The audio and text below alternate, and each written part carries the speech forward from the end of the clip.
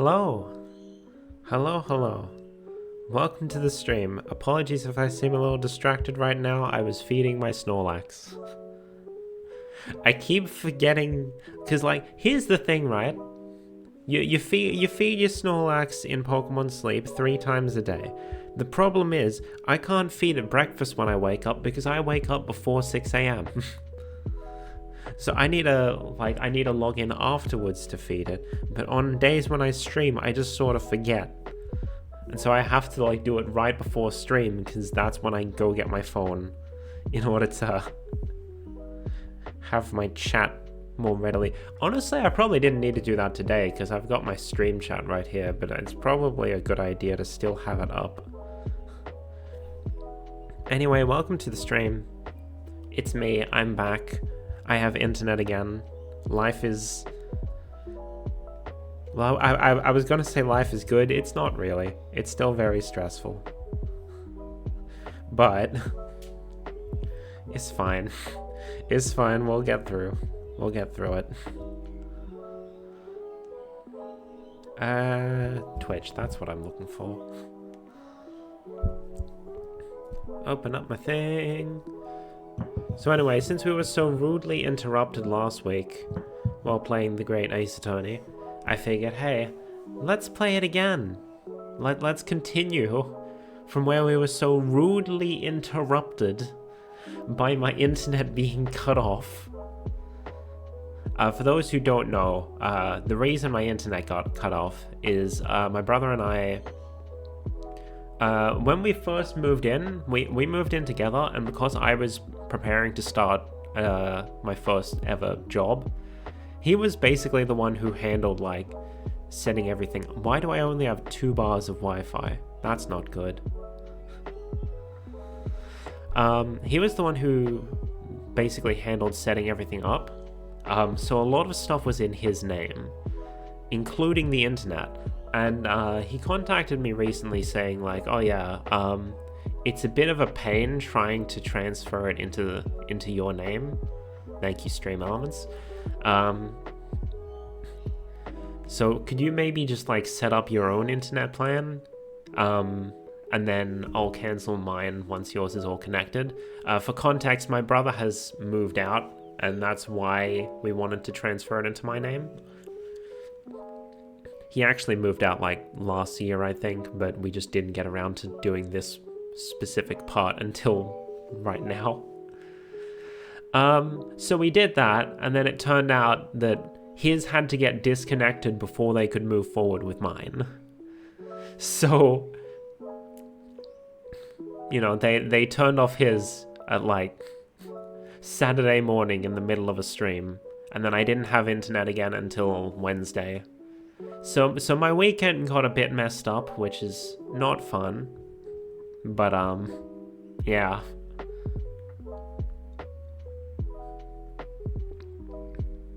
At the very least, I did get a lot of cleaning done, and I started playing a new game. I was gonna play Raincode off stream. I was saving it for a stream game, but I've got like so many other mystery games I want to play that I've just never gotten around to it. So I was gonna be like, okay, I'll just play this off stream. It's fine. And then I couldn't because it needed to update, and I didn't have internet. So I ended up playing Taiko no Tatsujin instead, because that I definitely can't play on stream. Too much copyrighted music. But that's been fun. Anyway, let's go over to the game, shall we? And just to make sure we don't crash like last time, I'm not gonna full screen anything. Just gonna leave it. So, load game, I want to say. And here's the save file I made after my internet died last time.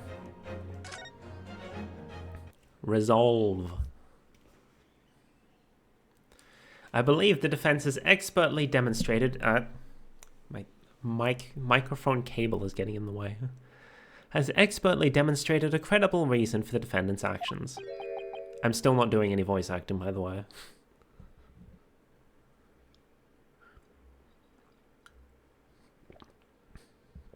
No. Eugene Mikotoba. Yes, Your Excellency? I believe you are best placed here to confirm or deny the veracity of the defense counsel's argument. You will tell the court the truth about the details reported in this newspaper, please. It pains me to have to admit it, but I'm afraid I don't know. You don't know? The toxin was kept under lock and key in my See, like, there's an O there, so I feel like it should be pronounced laboratory, but I'm pretty sure, even with the O, it's normally just pronounced laboratory. The toxin was kept under lock and key in my laboratory, certainly, but I was unaware of any theft. Do you mean to tell the court that the reports of this theft are unfounded? No, Your Excellency. Without returning to the laboratory to investigate myself, I couldn't say. Ha, listen to the bumbling academic. Unaware of the theft of secret state research from his own workplace until he reads of it in the newspaper. I take full responsibility for the incompetence of my supervision. Father. A pitiful situation for a university professor. You should have more control over your students rather than allowing them off on killing sprees. That's totally unfounded.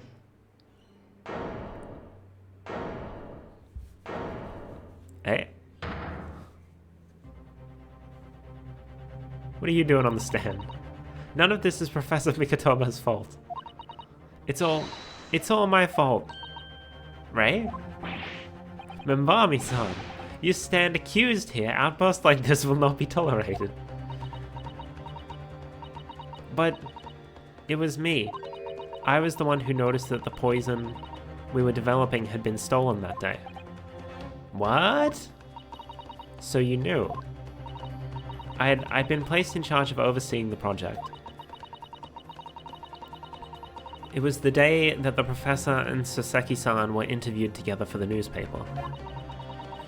That's when I noticed that some of the poison was missing. Just a tiny amount it was.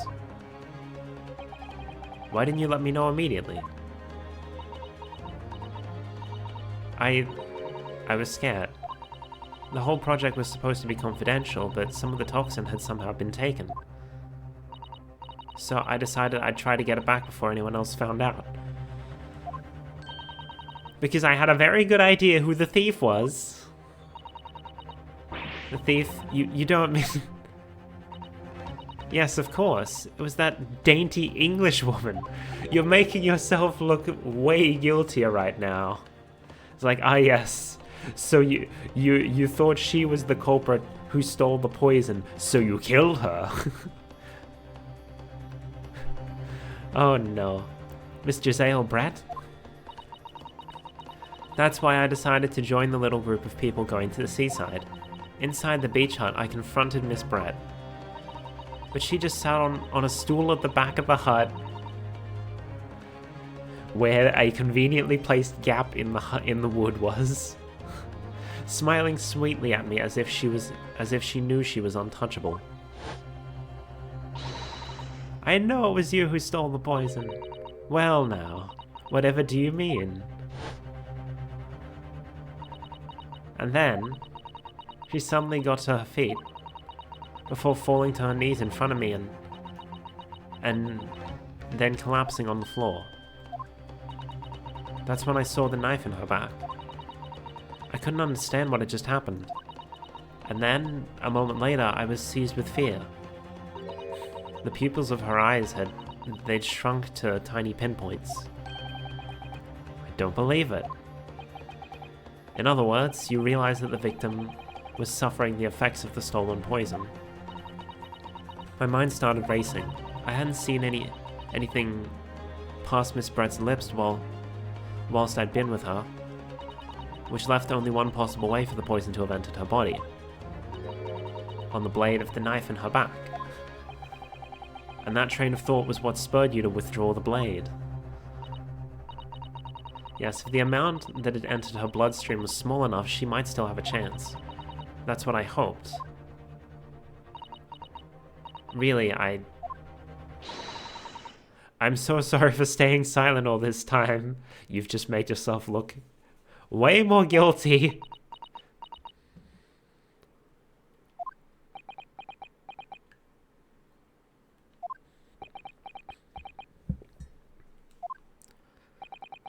Your attempt to hide the truth of what happened is not something that can be overlooked. However, I have duly noted the courage with which you confessed in the end. Thank you, Your Excellency. It's barely perceptible, but I do think the balance has shifted a little here in this courtroom now. Objection!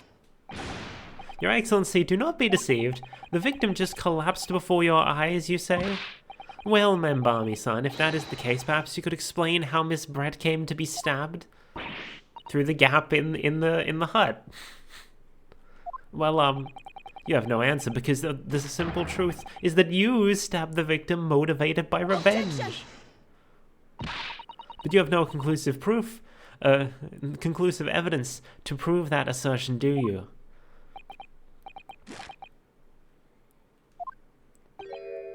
Oh, I have evidence, and it is very much conclusive, excuse me. What's the prosecution counsel up to? It was brief, but he hesitated for a moment there. I'm almost sure of it. You will produce the aforementioned evidence at once, Prosecutor Ouchie? Perhaps some praise is due, young yokel student. What? I had imagined there would be no need for me to submit this evidence. But you have brought this on yourself.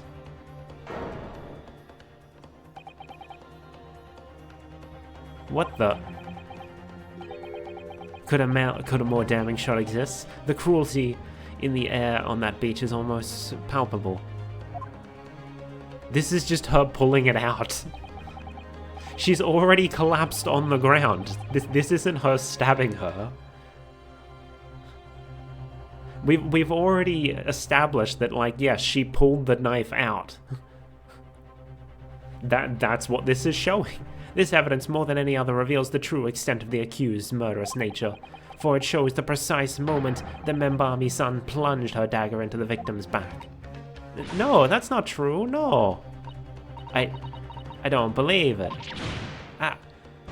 Bro, you just established that she pulled the dagger out. That's what it's showing. Order, order, order. Counsel for the defense. Was it you who was responsible for that shrill scream that just pierced my courtroom? Perhaps his voice is yet to break. These yokels are slow of mind and slow to mature. I'll show you who's slow to mature. Careful now. Susato is starting to show her face here. It's often said that a picture is worth 1,000 words, and here we have ample proof. No, we don't. We just established... Bruh. This shows nothing new. Look, here's the real question, right? Where did this photo come from? How did they get this photo? Like, where was it taken from? The court will accept this extremely cogent photographic print as evidence. And who took it? I can't believe he's had a photograph like that up his sleeve the entire time. It's such a stark image, I'm genuinely lost for words. Wait a minute, I don't understand. How did you... I mean, who took that photograph? Right. Objection! That's of no... Yes, it is of importance, excuse me? Stop trying to divert attention. Oh. Objection! That's an absurd thing to say, it's crucially important. Whoever took this photographic print was a witness to Miss Brett's death. The court must be allowed to hear this person's testimony. Ah! I will uphold the defense's demand. The prosecution will reveal the identity of the person responsible for taking this photograph at once. Well, I'm afraid I can't do that. Pardon? You see, this print arrived at the Imperial Police Bureau headquarters by express post yesterday, but there was nothing to indicate the sender's name or address. The provenance of the print is unknown. So much for conclusive evidence, you don't even know if it's real. You don't know who sent it? We've already established that, like, hold on, let me just check. I was just looking to make sure none of my sound foam had fallen off. Like, you don't know who sent it, you don't know when it was taken. We've already established that she took the dagger out, and this could be showing that. This isn't conclusive at all. Are we to understand then, counsel, that in full knowledge of the fact that this photograph has the murkiest of origins, you nevertheless believe it fit for submission as evidence in the Supreme Court? When you first produced that print before, I noticed you hesitated for a brief moment, because you knew that it wasn't completely reliable evidence, didn't you? Silence, you yokel student and blabbering professor. What matters is the blatant truth that this print so eloquently expresses. But the defendant has... There we go, we're finally addressing this.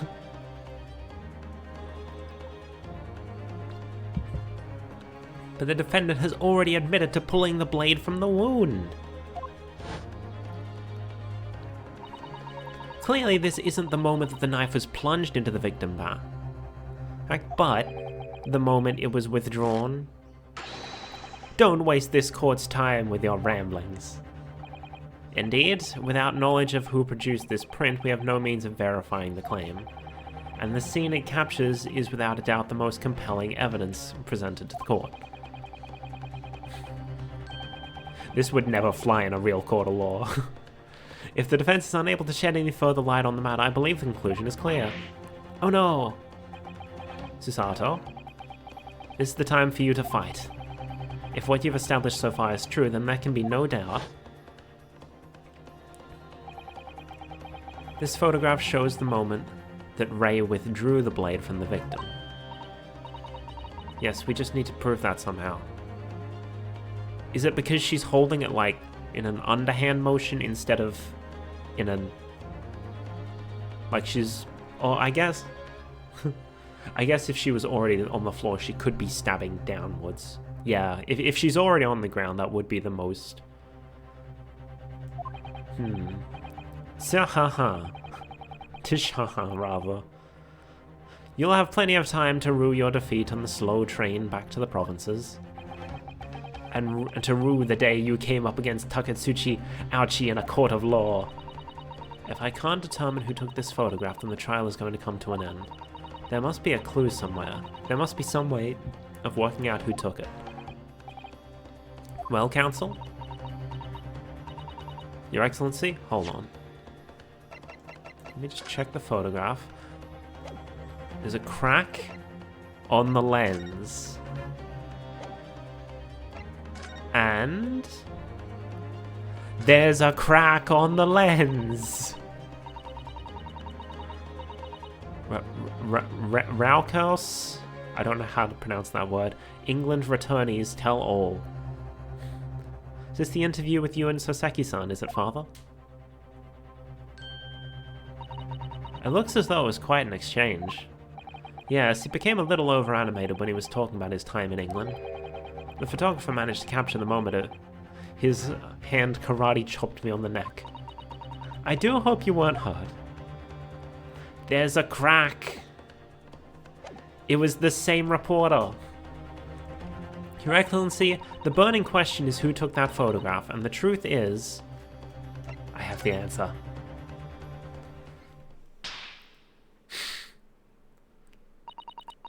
This isn't about whether I can or can't come up with the answer now. I simply have to. The identity of the person who took this dramatic photographic print is, I assure you, something the defense can and will reveal. What? No, you can't possibly. But, as you so boldly claim that you can, please and do enlighten us. Unfortunately, I'm unable to present a name. How utterly underwhelming. Did you really believe you could... However, I am able to present evidence. The defense has a piece of evidence that reveals important details about the photographer's identity. What? Hold on, let me just see. Do I need to like... Okay. Yeah, it's not going to require me to actually look at the crack just yet. Send your proof to the court. What piece of evidence do you claim reveals something about the identity of this mystery photographer? It's this. Take that! What is that? The newspaper again? Raucous, maybe? Raucous England returnees tell all. It's not the headline that's relevant here, Your Excellency. It's the photograph. If you look at it closely, you'll notice that there are some white lines on the right-hand side. Ah, yes, indeed. They had already caught my eye, as it happens. Ha! What of it? A shadow of some kind, presumably? From the branches of a tree or the like? There are no trees growing inside my laboratory at the university, I can assure you. Now, if you look closely at this photograph, it's the same. Good gracious. Yes, exactly the same pattern of lines is present on this photograph too. Well, that tells us nothing. It tells us that the same person took both photographs, you dumbass. Yes, it's a shadow of some kind, definitely from the branches of a tree. Did you not listen to... There wouldn't be any trees growing inside a hut on the beach council.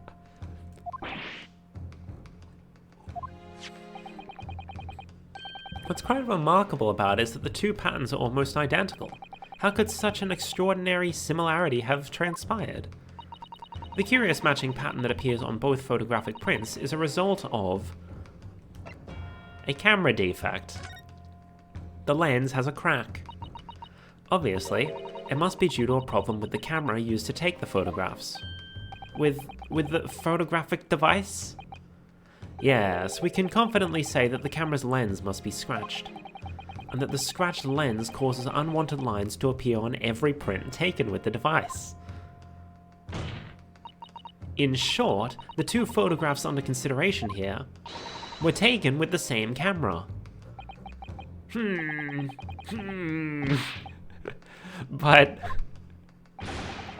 there must be hundreds of such camera devices here in the capital. It could be utterly impossible to identify the owner of this particular one. I think you're forgetting, Prosecutor Ouchie, that one of the photographs featured in a newspaper article. A newspaper? I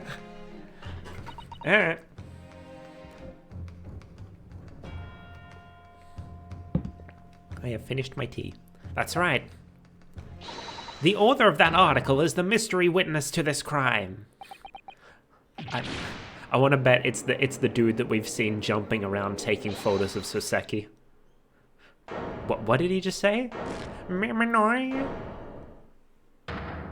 Oh no, it was Soseki himself.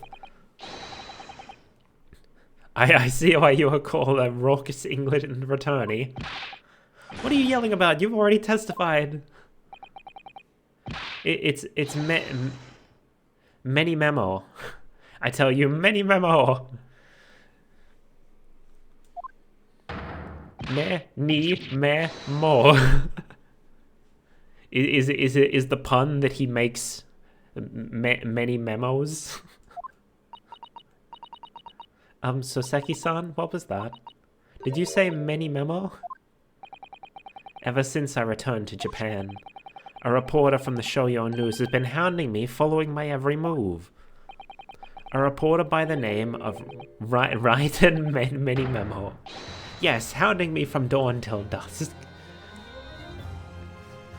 Okay, so like, I mentioned in the previous stream, I think, that like, a lot of the Japanese characters, you can't really get the pun in their name because it's just in Japanese. But any of the not important characters, they gave them vaguely Japanese sounding names that have English puns in them. So, you know, he's writing many memos.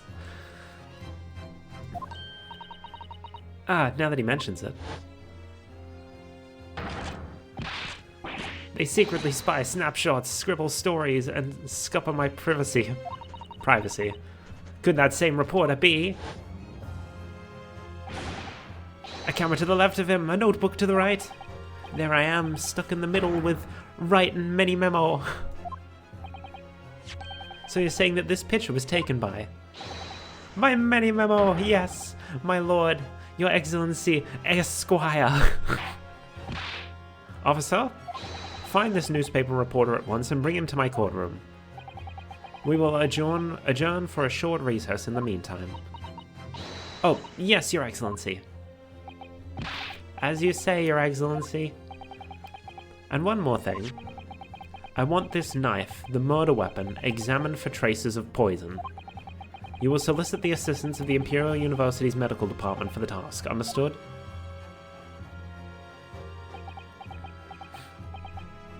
Meh. Many memo. Okay. Sure. To be continued. Right now, because I am still streaming.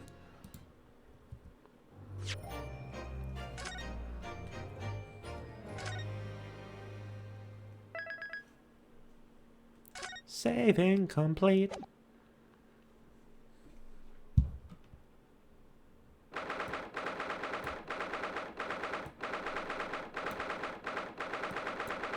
I'm just adjusting some things on the side. Don't mind me.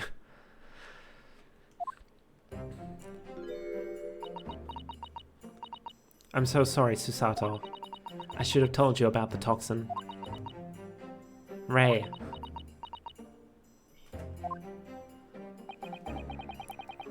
See, here's the thing. Many Memo took the photo, but I don't think he's the culprit. I don't think they would give such a blatant, silly-sounding pun name to the actual culprit. So I'm willing to bet we haven't met the culprit yet. They're not going to come in until later, probably. You have a strong sense of responsibility, I know. That's why you decided to shoulder the burden alone. No, that's not it at all. I was scared of my failure coming to light, that's all. So I hoped to retrieve the substance from the Englishwoman before anyone found out. But as it turned out, she was not the one who stole it. In fact, she was killed by it. Before the trial started, do you remember what you said, Susato? That you had no doubt in your mind about my innocence, that you'd stand by me to the last? I remember. And yet I didn't deserve your trust in me. I hid important details from you, Susato. I completely betrayed your faith in me. Hit me, Susato, I deserve it. No, in fact, throw me to the floor. No, that's too good for me as well. Dragged me through the city streets. I'm no better, you know. Oh.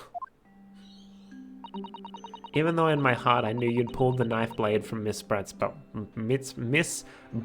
back, there was just a brief moment when in my mind. Hello, Theo. Welcome, welcome. Where in my mind I doubted you. Susato. I'm sorry. After I stood here and promised you that I'd stand by you and always be on your side, I betrayed your faith in me too. And as such, I failed you as a lawyer. Oh no, no! I think this situation has taught both of you a valuable lesson. Placing your unbridled faith in another is no easy task. Yes, Father, that fact has certainly struck home. Which is why I can see more clearly now. So, Ray. Yes? Can you find it in your heart to forgive me?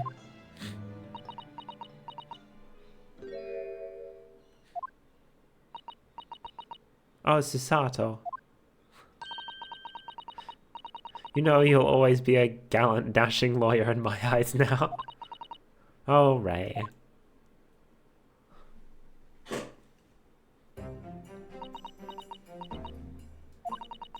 I was so scared, you know, when it happened. I didn't know what was going on. The Englishwoman was sitting at the back of the hut listening to what I was saying. I know it was you who stole the poison. Well now, whatever do you mean? And then, a moment later, she suddenly got to her feet. Before collapsing on the floor in front of me, with a knife in her back. It all happened right before my eyes. And you were the only people in the hut at the time? That's right, just Miss Brett and myself. There was no one else. So I just don't understand how she could possibly have been stabbed like that. Well, probably through the same crack in the hut that the photo was taken through. A great mystery indeed. I still can't believe it happened. It's why I just couldn't bring myself to speak up. It will be alright. However it happened, and whatever really went on by the sea that day, I promise you I'm going to prove everything you said you saw is true. Spoken like a true Mikatoba.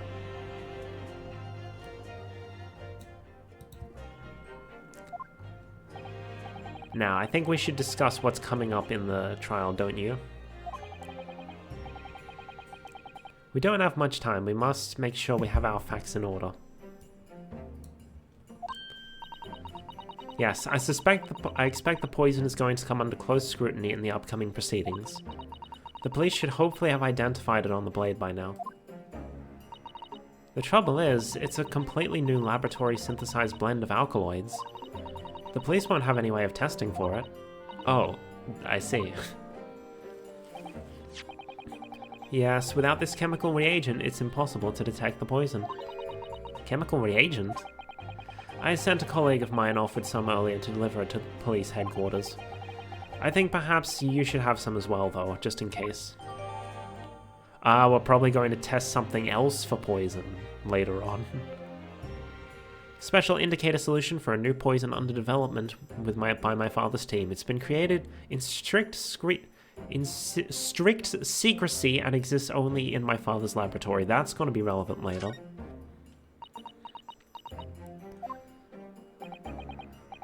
What's the matter, Susato? You're suddenly very quiet.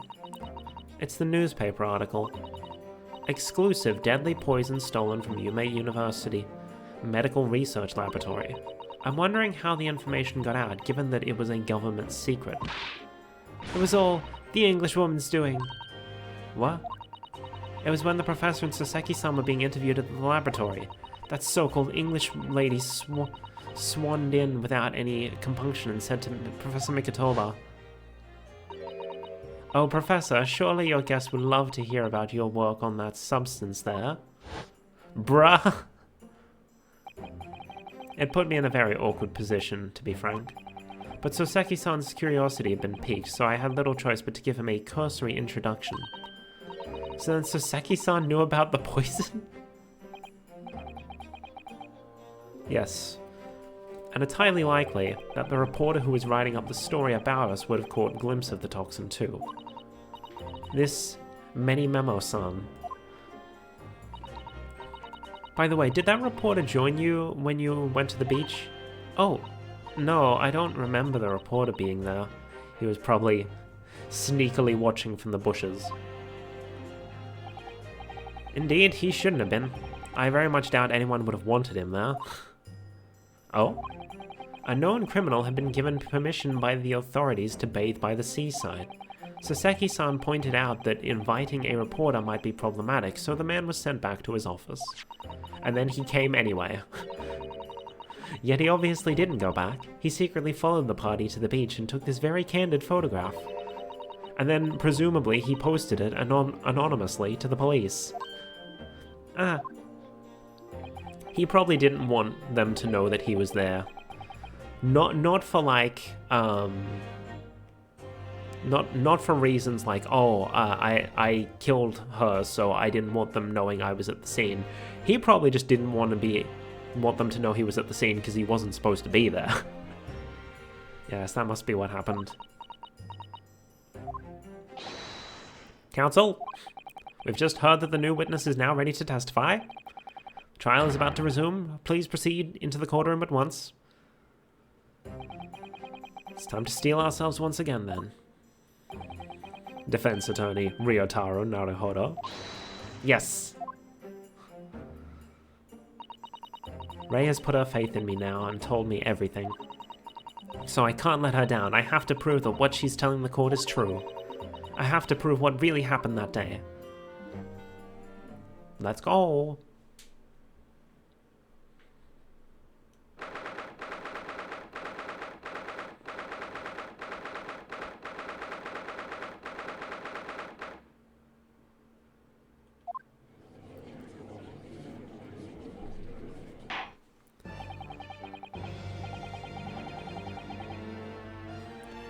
I hereby call this court to order as we reconvene to continue the trial of Ray Membami. Prosecutor Ouchi, have you summoned the new witness? Before I address that question, Your Excellency, I have some very important news to share. Oh? What news? And why does he look so happy about it? Oh no. During the recess, with the collaboration of Professor Mikotoba's laboratory at Yume University, the police re-examined the knife that was used to end Miss Giselle Holbrett's life. Excellent, I admire your rapid handling of the matter.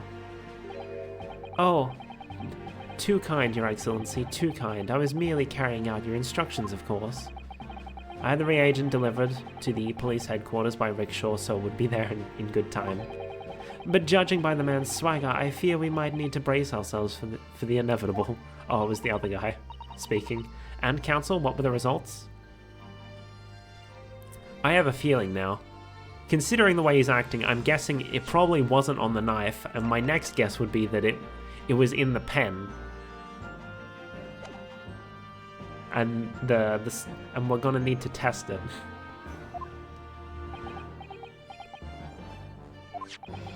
This dagger, which was so cruelly used to end the life of the victim, has no trace of poison anywhere along its blade. What? Are you sure about that? It's the pen. Wait a second. Wait a second. The pen has the initials RM, doesn't it? RM. Which they're all saying stands for Ray Membami, but it can also stand for right-hand many memo. Maybe this guy is the culprit after all. Armed with the reagent, the test is extremely simple. They couldn't have made a mistake. I'm figuring things out. Like, are they really going to bring in the real culprit this early? In short, the accused's feeble excuse earlier has been utterly destroyed. Ag!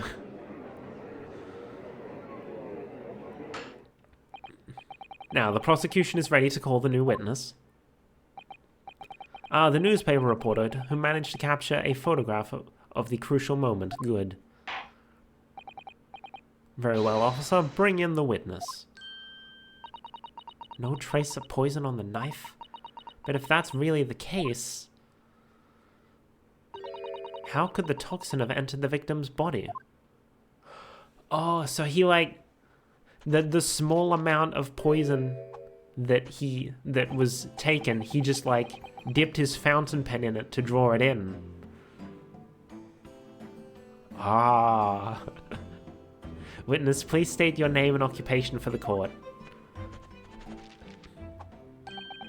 Write-in mini memo of the Shoyu News. I'm what people like to call a journo. This is what I love about mystery games. I love figuring this shit out. What's a journo, father? Do you know?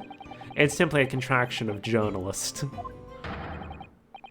I'm there when the news breaks, putting pen to paper to catch those scoops so they're in print the next morning.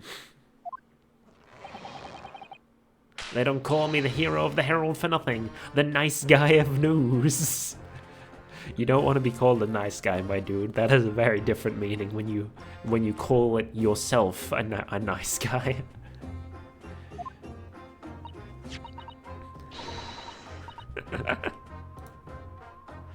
Oh, so it was you who took this photograph, was it? Well, what have we here? I'm sorry. It's okay, this game is a period piece. That phrase hasn't been tarnished yet. Oh, brace yourselves, people. Many memos senses a scoop in the offing. Female student up to foul play, defended by curious, handsome young lawyer in Supreme Court.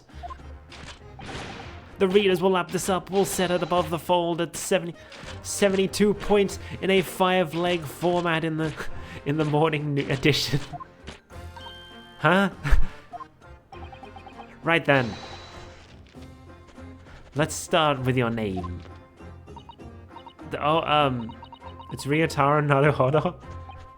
Next, what made you want to become a lawyer? I wanted to reform our country's legal system, I suppose. Ryotaro has suddenly become very ambitious, I see. I just borrowed Kazuma-sama's dream for a while. By the way, my name is Taketsuchi Aochi. That's Taketsuchi Aochi. The so-called dark horse of the Supreme Court. My objections strike fear into every defense lawyer's heart. He has no interest in Aochi, I'm guessing. No, the readers won't buy that. Witness. Yes? What the court demands to know is whether or not you are responsible for the taking of this picture. It was delivered anonymously by the to the Imperial Police Bureau only yesterday. Yeah, I wouldn't be a journo if I didn't click quick when presented with a scoop like that now, would I? Sometimes stories call out to me, sometimes I have to chase them down, but either way you've got to be fast. Fast legs to run with and a fast hand to write with. It's no good if you don't note it down, I always say. That's what I call my many memoism. Many memoism? Ah yes, I remember your face. We met that day when you were interviewing myself and Soseki-san. Yes, that's right, it was me. Many memo again.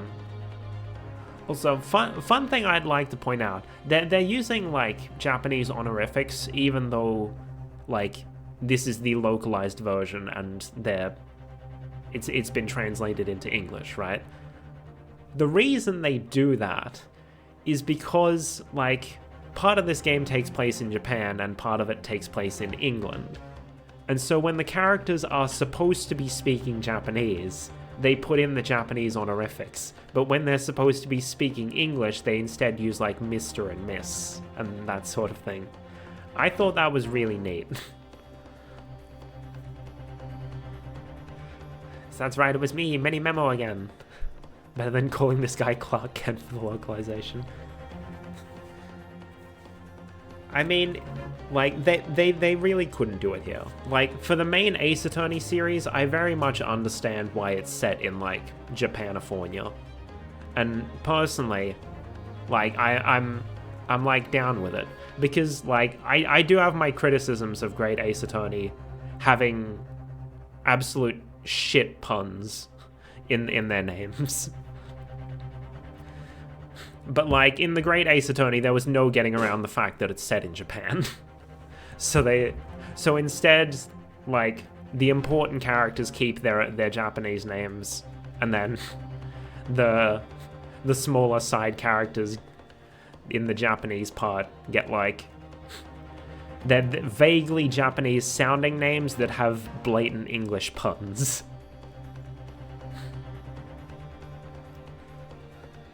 That said, if he was named Clark Kent in the localization, that would also be a shit localization because it's not a pun, it's a reference. And that's honestly my biggest criticism with the names in the Great Ace Attorney series, because half of them aren't even puns, they're just Sherlock Holmes references. Like, it works for Herlock because it's a double reference, but naming every important character after someone from Sherlock Holmes is just lame. Give me the funny puns. You were supposed to be going back to the Shoyu News offices after our meeting. But the scoop is, I didn't.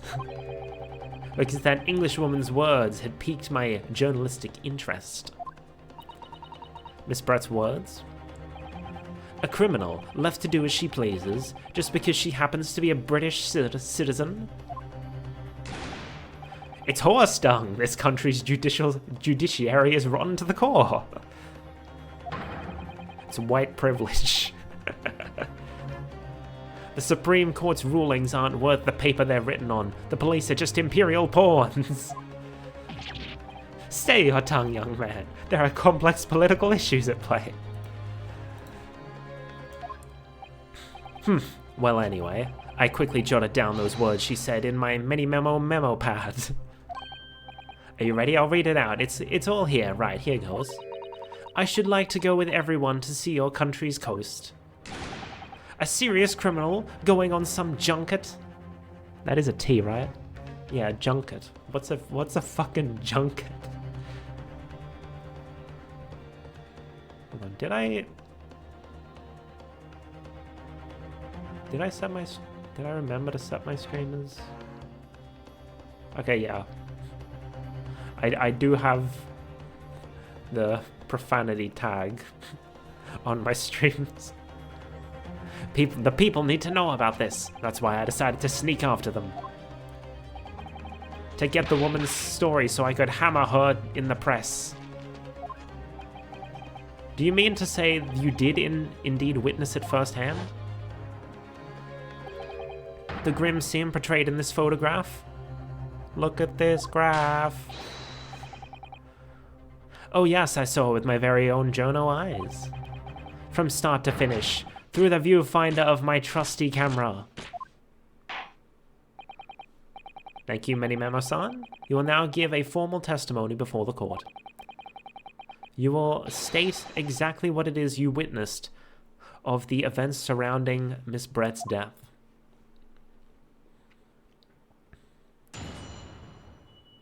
Witness testimony. The camera never lies. The beach hut was made of shoddy old reed screens, so there were plenty of gaps I could see through, or that you could stab through. Huh? The Englishwoman was sitting on a stool when the student girl came in and started arguing with her. Seconds later, the girl pulled out a knife, throwing the English woman to the floor as she stabbed her in the back. My smoldering Jono spirit burst into flames. Quick as a flash, I whipped out my camera, ready to click. I pulled apart the rough weave of one of the screens and poked the lens through for the perfect shot. Interesting. Reed screens, you say? Right. You can see them clearly enough in that great shot I snapped. The hut walls were just screens made of coarsely woven reeds. Let me look at this. Okay, yeah, they are reeds. I thought they were planks. But you can see it, I can see more clearly now, they are actually individual reeds. And there is a very clear gap in the back where she got stabbed through.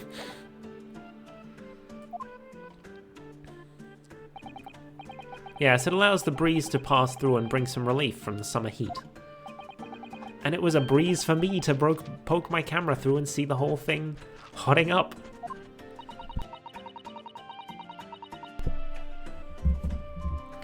Ignoring for the time the appalling invasion of privacy involved. Did you witness everything that happened from the moment the defendant entered the hut? Oh yes, I saw it. I saw the whole thing from start to finish. You say that you took the photograph through a gap in one of the screens. Luckily for me, they were pretty shoddily woven. I pulled the reeds apart and thrust the lens of my camera through the gap. Would I get away with it, or would I be seen? It was the gamble of a lifetime. The tenacity of purpose that's considered admirable in a journalist, I suppose. Run a risk one day, run a scoop the next. That's a mini memoism in a nutshell. He's making it sound like a religion. At last, it would appear we have a genuine witness to this wicked crime. The evidence and testimony are extremely compelling. I believe we may be close to a verdict. No! Wonderful news, Your Excellency. Wonderful. Nevertheless, it cannot be denied that this testimony begs one very large question. What question? Exclusive news, a startling photograph, all the makings of an exceptional story for the reporter. Why then was the story never published? Oh, that's right.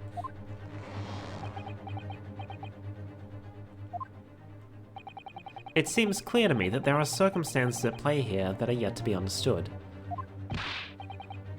Ha, more pathetic excuses. Very well then, Counsel. Proceed with your cross-examination. Yes, Your Excellency. There's more to this reporter than meets the eye. He's keeping something about this case very close to his chest.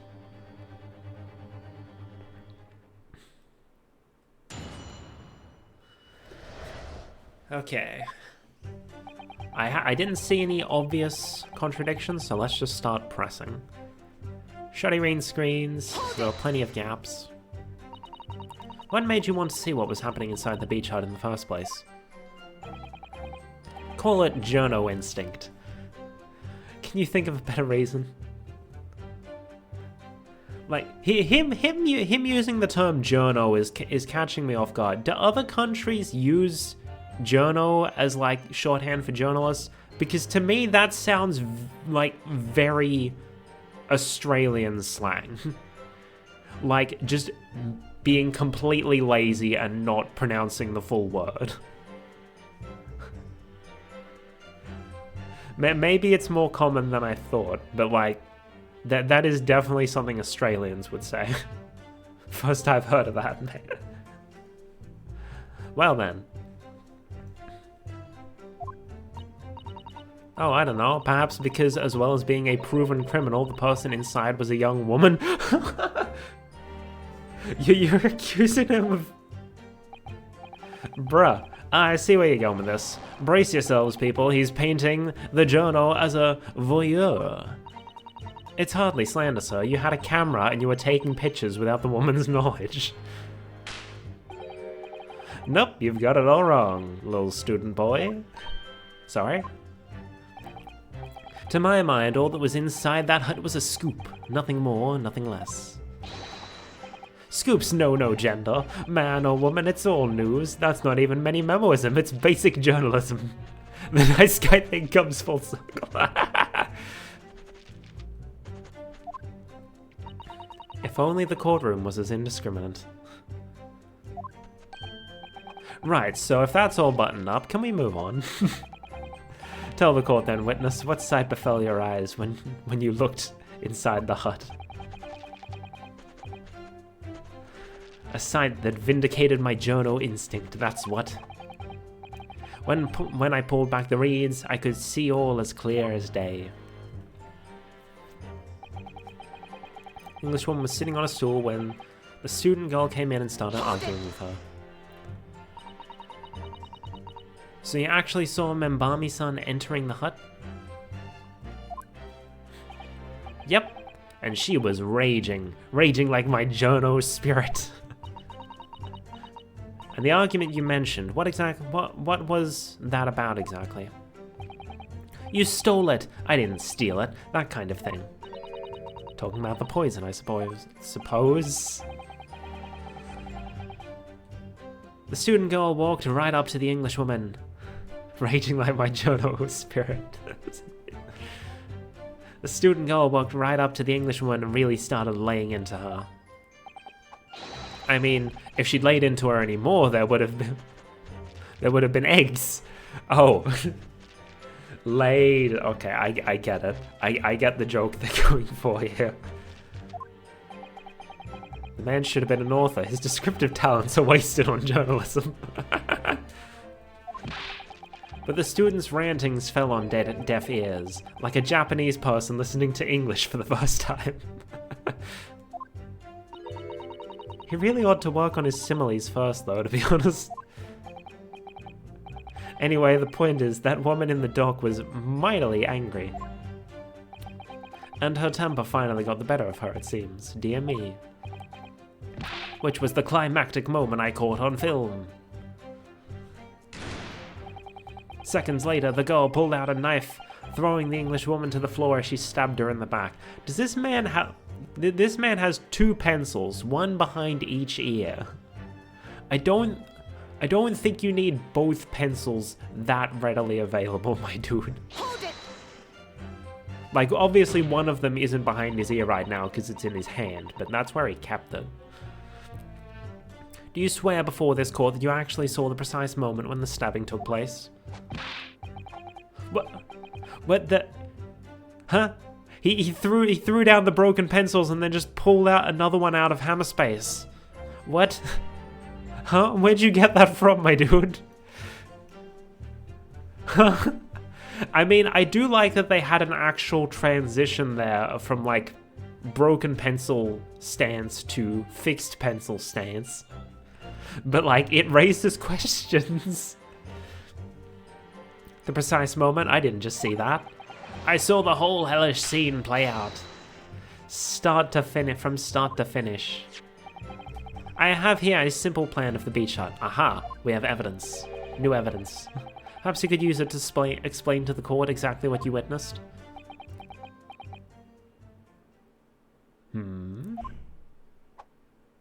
Oh no, he doesn't have one behind each ear. He just pulls one out.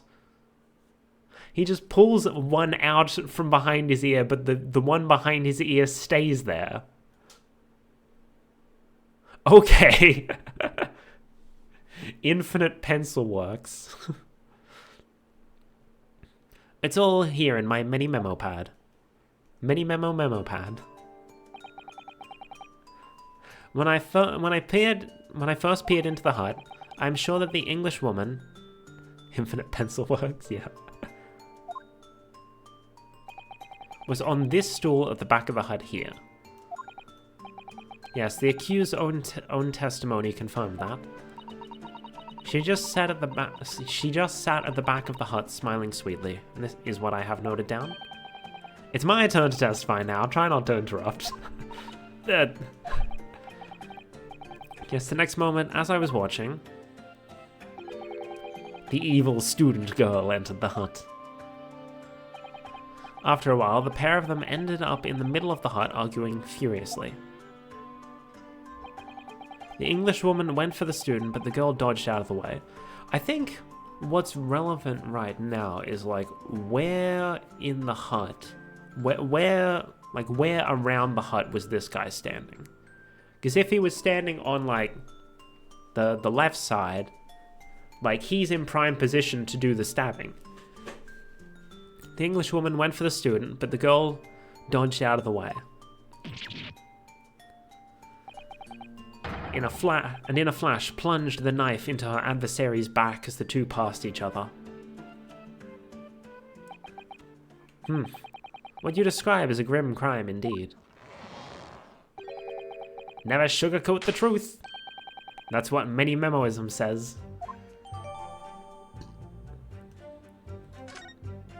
We have new evidence. Oh, more evidence is always good. By the way, Mini Memo-san, whilst you were watching that terrible scene unfold before your eyes through the gap in the screen, did it not occur to you to try and prevent the tragedy rather than capture it on film? Journos have to be observers. They can't get involved. That's our French word. Raison d'être. I don't speak French. I took Japanese in high school, okay? I didn't take French.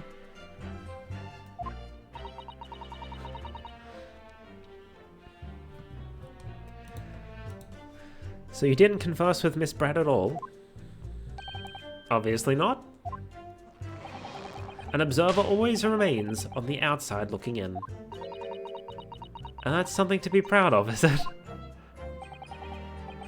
Your Excellency, if I may. Yes, Professor? I think the witness's last expertly phrased statement should perhaps be added to his formal testimony. Father, what are you... Is this where we bring out the pen? I will grant the defense's request. Minimomo-san, you will supplement your formal testimony with the aforementioned statement. Well, nihilism is the foundation of Minimomoism, but I'll gladly prove that my words aren't meaningless. I never once set foot in the hut, nor spoke with the English woman. I was only there as an observer. Let me just check. So if I look... Does this change? No, it's still just RM. RM initials are very clearly engraved here. Wait a second. That emblem. It's the same as the one on his thing. We know for certain that this emblem isn't that of Yume University. The police really ought to have spotted that. Ha ha ha. They were obviously convinced of Ray's guilt from the outset. Ha ha. You didn't set foot inside, did you? Objection! Well then. Minimomo-san, until now, I've had a firm belief that newspapers are in the business of uncovering and publishing the truth. You're spot on there. The press doesn't lie. That's why I'm proud to wear the emblem of Soyu News on my arm. So proudly displaying the emblem that is on the evidence. In a way, that's more Minimomoism. Sadly, though, it seems the journalists who write for those papers don't always share the same passion for the truth. Dunk on them. What are you suggesting with those recriminatory words, Counsel? Minimomo-san, do you recognize this fountain pen? This pen was found at the scene of Miss Brett's death. In fact, the murdered victim was gripping it in her hand as she died. What are you? If you look at the barrel of the pen, you'll notice that its owner's initials are engraved there. RM. Yes, thank you for bringing that up, Counsel. The initials of the accused, Ray Membami. Is it a coincidence, I wonder, that your initials are also RM? No! Write in many memo. RM. That's horse dog. Can't you see? I'm one of the central tenants of Minimemoism is being a pencil user. He says with an ink stain on his hand. I knew they wouldn't include that detail if it wasn't relevant. And yes, as the court will clearly be able to see, on your right hand, there is a very obvious blue ink stain. It would appear that you have rather carelessly left it somewhere recently. Your favorite fountain pen, that is. Horsey horse dog. Minimomo-san, is it not the case that before she died, you met with Miss Giselle Brett in that beach hut? Objection! Why should we listen to this absurd nonsense? It's nothing but another excuse. Exactly. Show You News will stand behind me all the way. I deny everything, he says, showing the emblem that is on the pen. There must be as many people with the initials RM as there are stars in the night sky. The defense has neither time nor the inclination to count every star in the sky. And there's no need to anyway, because this pen has more to tell. Yes, there is another clue. A clue that undeniably proves who its owner really is. In that case, Counsel, the defense will now show the court where this alleged clue lies. Of course, Your Excellency. Oh, my thingies have recharged. Cool beans. I'm not on 2 lives left. The clue on this fountain pen that clearly reveals its owner's identity is... Da-da-da! I didn't mean to... Some sort of emblem... I didn't mean to... do that. I wanted to present it. Didn't mean to. Didn't mean to. There we go. As well as the initials, there is also an emblem on this fountain pen. An emblem that you will recognize, of course recognize, Mini Memo-san. Goodness me, it's the emblem of the Soyu News. In other words, the owner of this pen is an employee of the Shoyu News. Oh, I just got the pun there. Shoyu. Why did it take me so long to get that? Because they show you the news.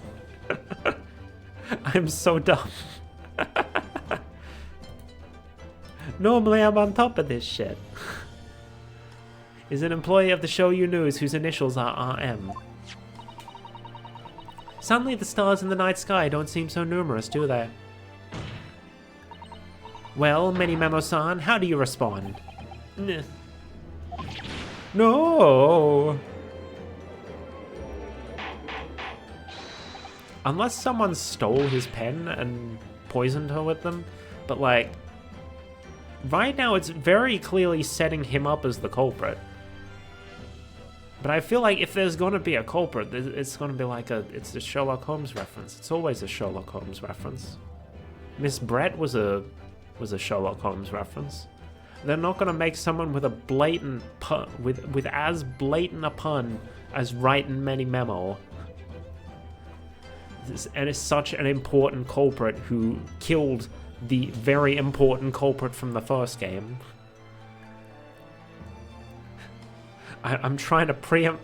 I'm like, instead of analyzing the evidence, I'm analyzing the fucking meta-narrative. Witness, explain yourself, witness. Ha ha ha ha. So, this is how the mighty Supreme Court works, is it? Alright, he's like, yeah, the courts are corrupt. Fuck you guys. Using coercive tactics to have well-meaning citizens reveal harmless secrets. I've used nothing but honest tactics. Alright then, fine. I won't try to hide it anymore. Yes, not long before that grim tragedy unfolded, I, a Shoyu News reporter on behalf of the public, conducted an interview with the Englishwoman. An interview? You never mentioned this before. When exactly was this? As I said, it was before that evil little student girl showed her face in the hut. It couldn't have lasted more than 2 or 3 minutes, that's all. It was just a brief exchange. But it came to nothing, and as we say in many memoists say, the people don't pay their dues for unworthy news. However insignificant you may deem it to be, this court cannot overlook the meeting between yourself and the victim. You will testify now under oath about the precise nature of this meeting and what transpired. Got it? Yes, alright, but on one condition. Condition? In all good conscience, I couldn't speak out alone about this. You need to call back the earlier witness, Soseki Natsume-san. By the way, I mentioned earlier, I complained about how like every other name in this game is just like a freaking Sherlock Holmes reference. Soseki's even worse. He's got a blatant Japanese name, so it's not a Sherlock Holmes reference. But his name isn't even a pun, it's just the name of a real dude who existed. He's just a cartoonized version of an actual Japanese author from this time period.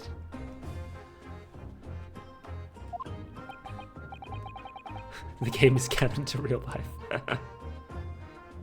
Oh yes, according to my notes here, that man has a secret of his own, and brace yourselves, because it's not a harmless one, it's big.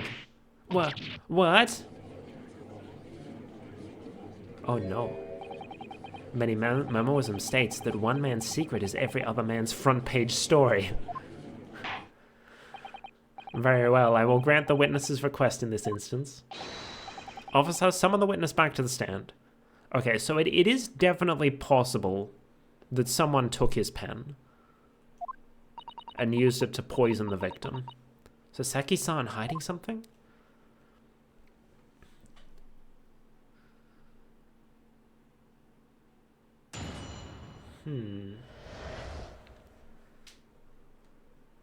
Because I'm wondering, have we met everyone in this case yet? Because in the first case of the first game, I believe there were like, including the detective, there were 4 witnesses, I want to say. So far, we've met 4 witnesses, including the culprit. So far, we've met 3, it seems. And thank you for the reminders, Theo.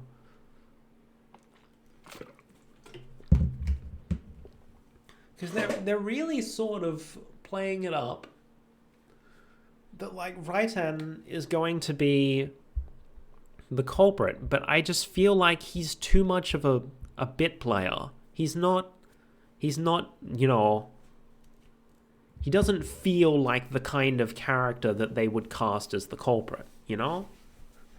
I have played well, I haven't played every Ace Attorney game. There was one that was Japan exclusive that I've just watched translated playthroughs of, but outside of this game, I have experienced every Ace Attorney game. I know how they work. I can game the system. I'm taking my jumper off. It's getting warm.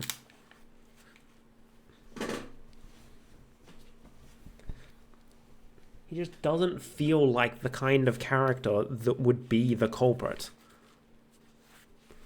And they're making him look too suspicious. It's not time for the trial to end yet. So there's clearly going to be another twist. I asked the Englishwoman for an interview, but she declined, so I left the hut without making a fuss.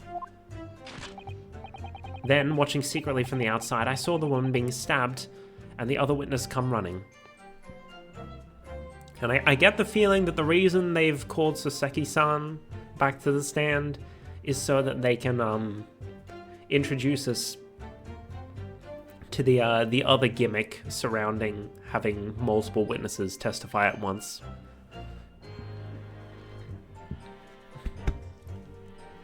Because it means that, like, they can react to each other's testimony and such. Which was a gimmick introduced in the crossover game with Professor Layton. Then, watching secretly from the outside, I saw the woman being stabbed and the other witnesses come running. The detective realized that the victim still had a pulse, so he ran off to fetch help. That's when this rider man here asked the woman a very significant question. But he didn't say anything about that in his testimony, which is why many memoism demands I reveal it now. Okay, so Seki didn't say anything. We're just gonna have to rely on his reaction. You mean to say the victim regained consciousness? Oh, he asked the victim. He didn't ask the culprit. And when she did, you decided to ask her a question? That's, true, yes. He did. And that's not all. The woman gave him a very definite answer. The answer that incriminates the accused. Interesting. This is preposterous. Why am I only hearing about this now? Yeah, why are you only hearing about this now? Because, like, Soseki has no reason to defend Rei. So why would he hide this, then? Why didn't you mention this before, you yokel hack? It wasn't even a conversation! Yes, I did pose the withering English Rose a question, I won't deny it. But she could no longer speak, she was barely conscious even. Counsel for the defense, I expect a thorough cross-examination to be conducted here. The court must and will know the truth. Absolutely, Your Excellency. The reporter is claiming that Miss Brett implicated Rei somehow. What on earth could have happened in that hut? Interesting. There is definitely something going on here. And the more, like, this definitely does feel like even ignoring what I know about the Ace Attorney series, it definitely does feel like they're ramping up to something. And Many Memo is just the ramp to get there. He's not what's lying at the end of the ramp. What's lying at the end of the ramp is probably a Sherlock Holmes reference. It's always Holmes. I asked the Englishwoman for an interview, but she declined, so I left the hut without making a fuss. You asked her for an interview, you say? Well, of course I did. I wanted to ask her about the incident she was involved in at the end of last year. About the case in which Dr. John H. Wilson lost his life. That's not the way I have phrased it. Many memoism calls for straight talking. Why did you murder Dr. Wilson? That's how I put it to her. Yes, that sort of talking is as straight as a ruler. I ask every question as if you're asking for a menu in a restaurant, I say. It's the best way. A veteran at the paper taught me that. And how did Miss Brett answer? With one simple phrase. Mystery is a woman's charm. Phew, that told me. So I waltzed right out of there. Really? Something about that doesn't quite seem to fit together. Leave every room as you're waltzing into a dance hall. I say that's the best way. A veteran at the paper taught me that. Then, watching secretly from outside, I saw the woman being stabbed and the other witnesses come running. Hold it!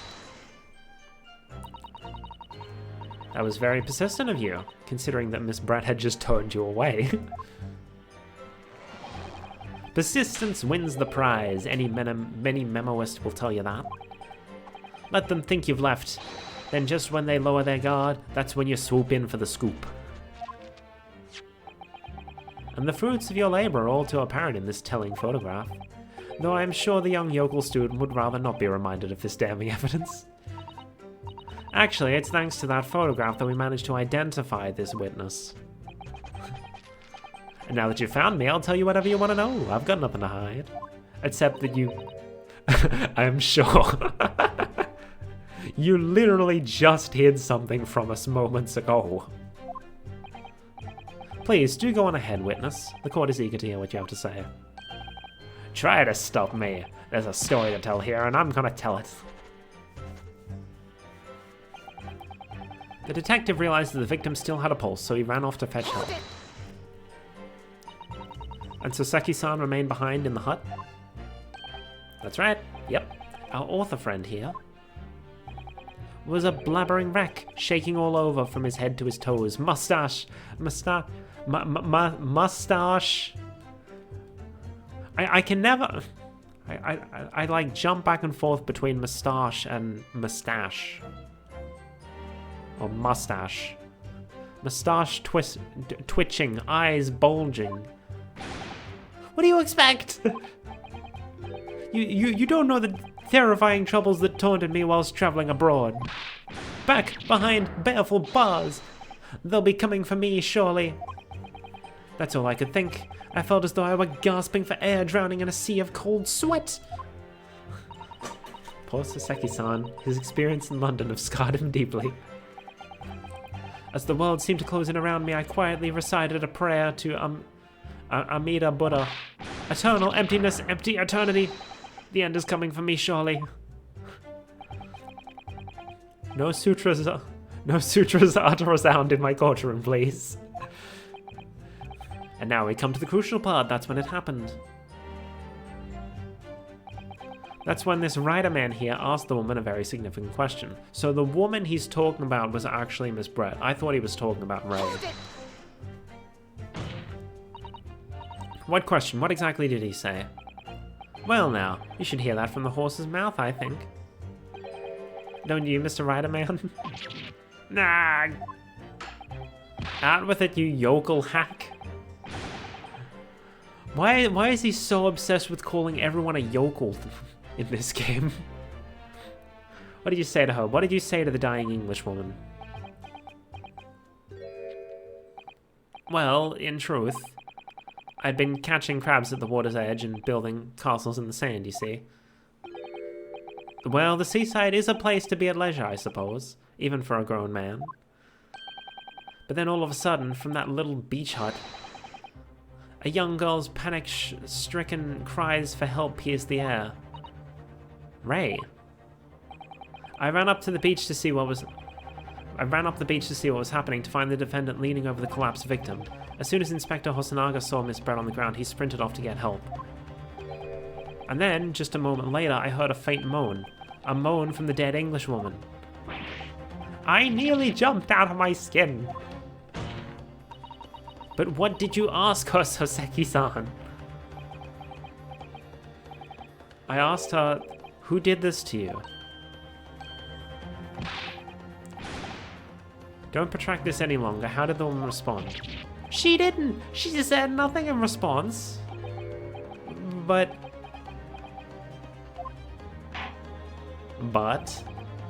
when in the stand, you will answer the questions asked of you unambiguously. Now, without evasion or reticence, I demand you amend your testimony. He didn't testify at all. I will!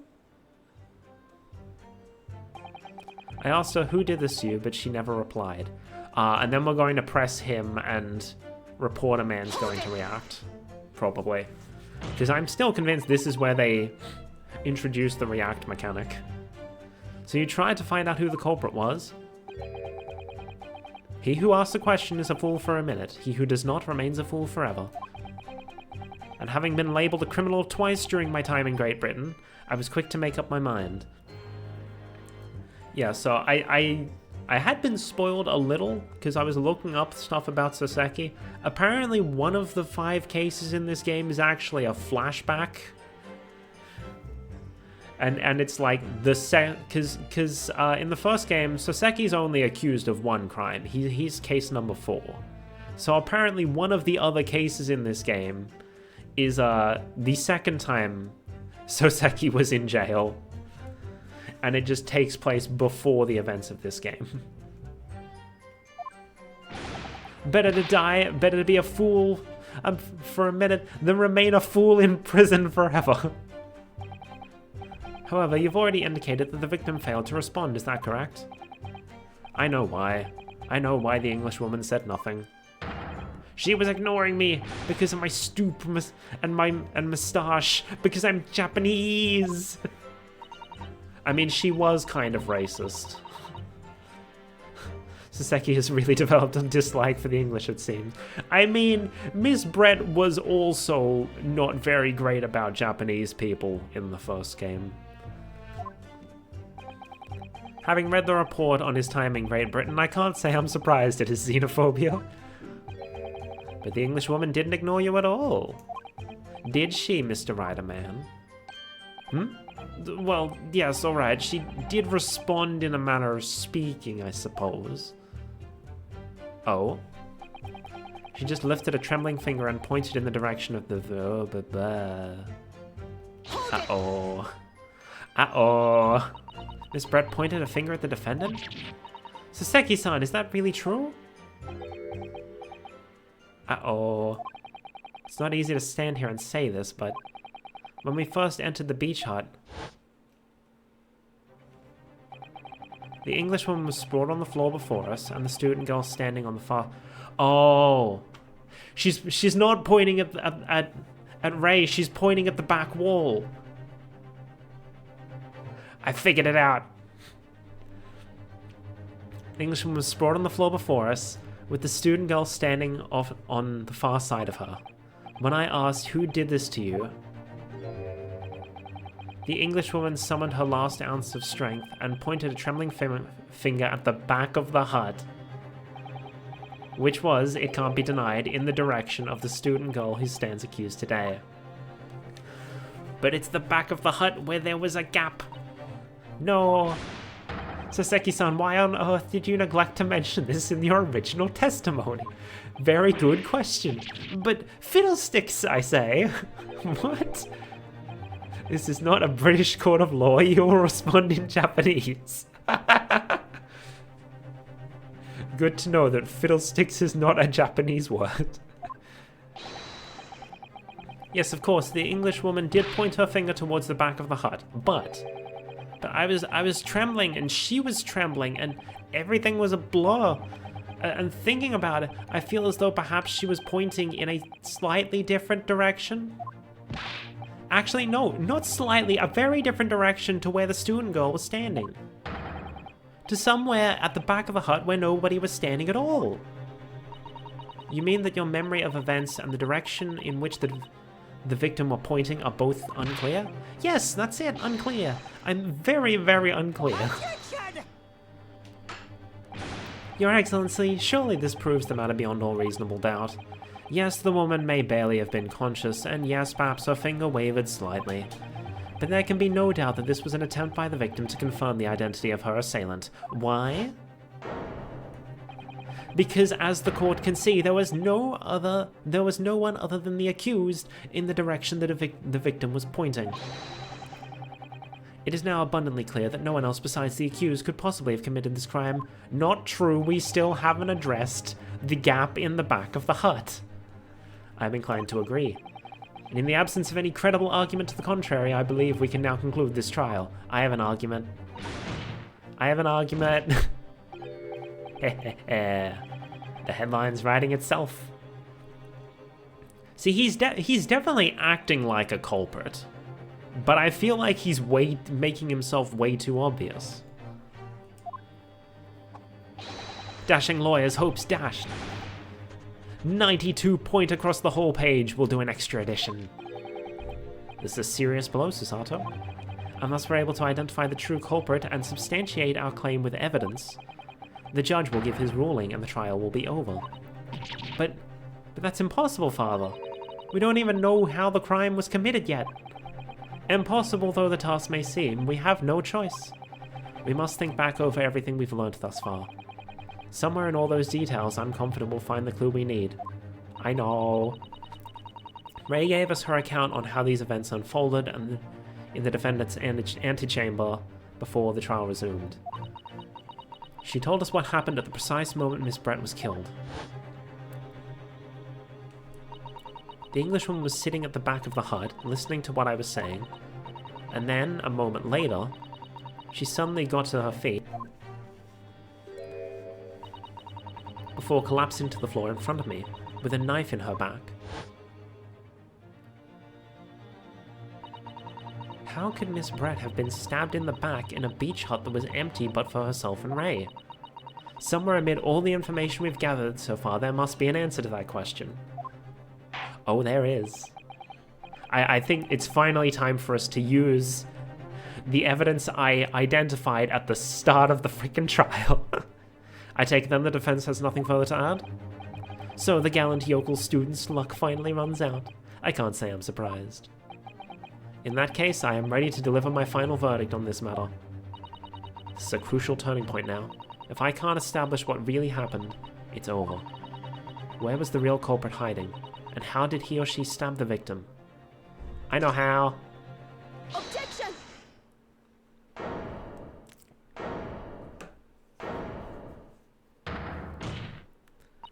Your Excellency, I respectfully ask that you postpone your adjudication for the time being. Oh, to what end, counsel? The defense would like to present the court with an alternative theory. An alternative theory that can explain who the victim was actually trying to implicate with her dying gesture. An alternative theory? Huh, none exists. There was someone else present at the scene who could have committed this crime. What? And the victim, Miss Brett, tried to reveal who it was to those around her at the time, by mustering all her remaining strength and pointing a trembling finger in the killer's direction. This is fiction! Fantasy! Very well, as you seem so sure of yourself, counsel, I am prepared to hear your alternative theory. So, young Ryutaro Naruhodo. Yes, Your Excellency. You will present your latest theory to the court by means of this plan. At the moment the victim was stabbed, where exactly are you proposing the culprit was concealed? Right here. Take that! Naruhodo-san would never give up, and I'm a Naruhodo now. The true culprit who fatally stabbed Miss Brett was concealed in this location here. Are you mad, Counsel? You're suggesting the culprit was outside the hut? What? Order, order, order. But student lawyer Naruhodo-san Esquire, that makes no sense at all. You've just pointed out the exact... Okay, maybe he is, maybe he is the culprit after all. Maybe the case was... maybe the first game's case is just... I mean, maybe the second game's case is just easier than the first game's. Because I feel like it's way too soon to be immediately pointing out the culprit, but he's just given away that, like, he was standing right there. Just point out the exact spot where I was hiding to get my scoop snap. But I didn't see any suspicious individuals loitering about, I can swear to that. You've just implicated yourself, my dude. Obviously, if the culprit had been outside the hut, there is no way that he or she could have stabbed the victim, who was inside the hut. Actually, Prosecutor Ouchie, there is a way. And, in point of fact, the defense can provide evidence strongly suggested that this is precisely the way Miss Brett was killed. You're bluffing. You're bluffing, you yokel. The defense's assertion is clearly too fantastical for the court to comprehend. You will need to give us more guidance, counsel. What piece of evidence corroborates your theory that the victim was stabbed from outside the hut? It's this. Take that! The original photographic print of the crime scene? Yes, it's clearly visible in this print. The trace of the fatal thrust that was delivered from outside the beach hut. Objection! You take us for fools? There's no such hint of anything. Of any such thing, rather. I'm not sure that everyone present would agree. Someone, at least, appears to have noticed what it is I am referring to. Counsel, once again, I must call on you to be explicit for the court. Where in this photograph is the trace of the stabbing which you claim took place from outside the hut? It is... the gap in the reeds. Look closely just here. In the screen at the back of the hut, you can see the effects of a blade having been forced through the reeds. No, it can't. I can't see any such thing. Maybe you should get your prescription checked. Maybe you need new glasses. It's true that the hut in question had 4 walls, as you'd expect. However, by parting the reeds, a knife blade could easily penetrate them. This is extraordinary. Actually, no. We're definitely not done yet.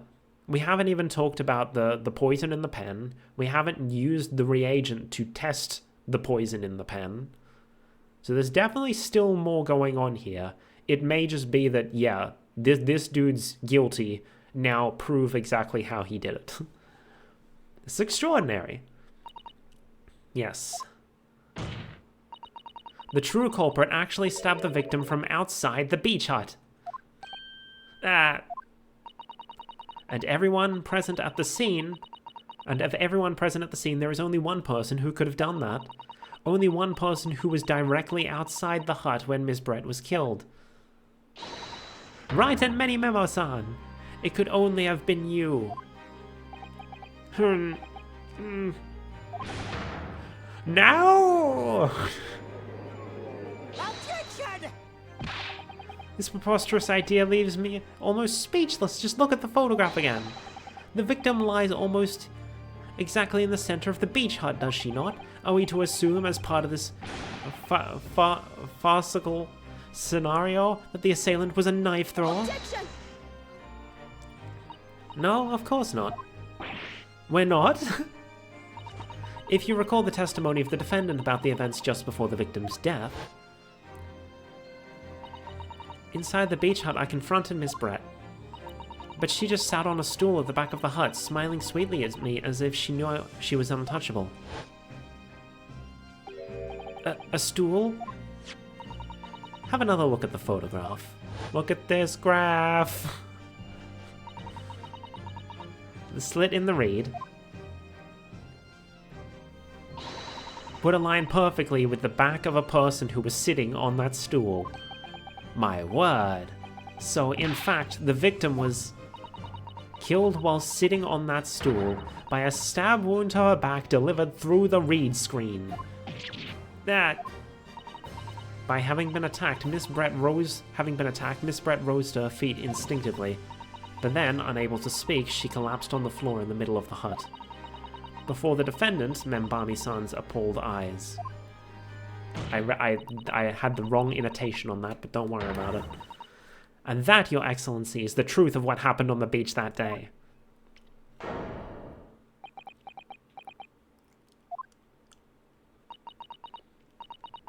By your silence, Memo-san, I take it that you don't deny the charge? This is absurd! The case isn't over yet. We haven't used the reagent. That will do. It would appear that we have a tacit admission of guilt from the witness. Accordingly, this court has successfully established the truth of the matter, which means that the defendant, Membami-san, is innocent of the crime. Oh, my goodness. I finally made him cave. I must say, I've never been more proud. No, this can't be. The Ouchie clan can't. What if my growth of hope? It wasn't an apparition. I can't accept this. I won't. I see no reason for the continuance of this trial. I will therefore move to conclude proceedings by delivering my final verdict and hold it. I'm guessing Memo has something more to say? He's laughing again. Well, this is all very convenient. This is how the highest court in our mighty empire delivers justice, is it? Suppressing well-meaning citizens' freedom to speak and branding them as criminals? But we've established that the victim was stabbed from outside the hut through the reed screen walls. And no one but you was in place at the time to have his hand on the hilt of the blade. It's a perfectly logical deduction. So, your argument hinges on the location of whoever stabbed the Englishwoman, does it?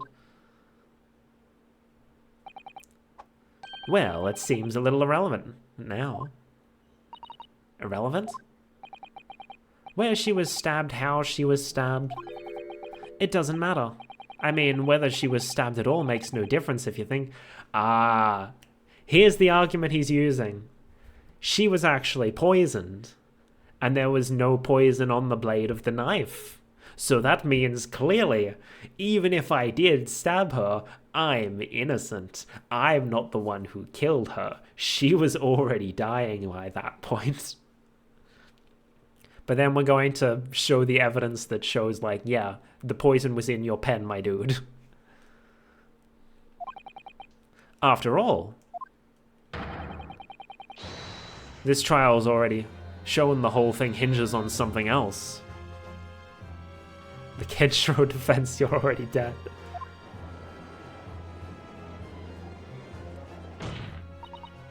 What are you talking about? Brace yourself, little man. I'm talking about the fact that everything's changed.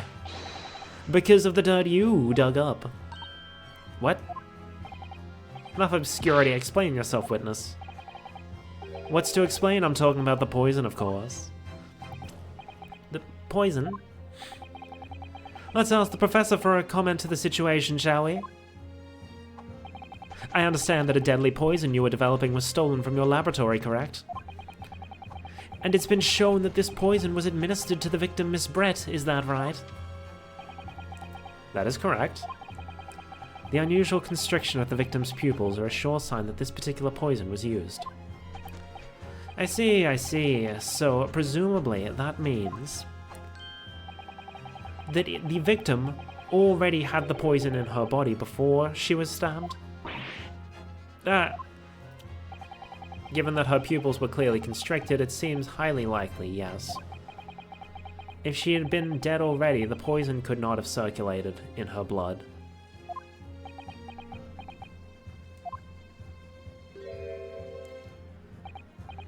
Shahaha.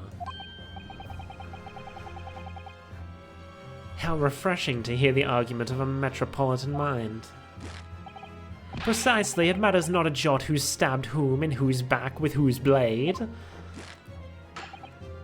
Because quite simply, the Englishwoman's life was taken not by the knife, but by the poison. Objection! But that can be explained by the poison being on the blade, as I already... Objection! Forgotten already, have we, yokel? During these very proceedings, the laboratory of the professor at your side assisted in proving that the blade of the weapon used to attack the victim had no trace of poison on it whatsoever. So let me get this down. The facts, as skillfully established by the defense in this trial, turn out to be a headline-making red herring. Is that about right? Well...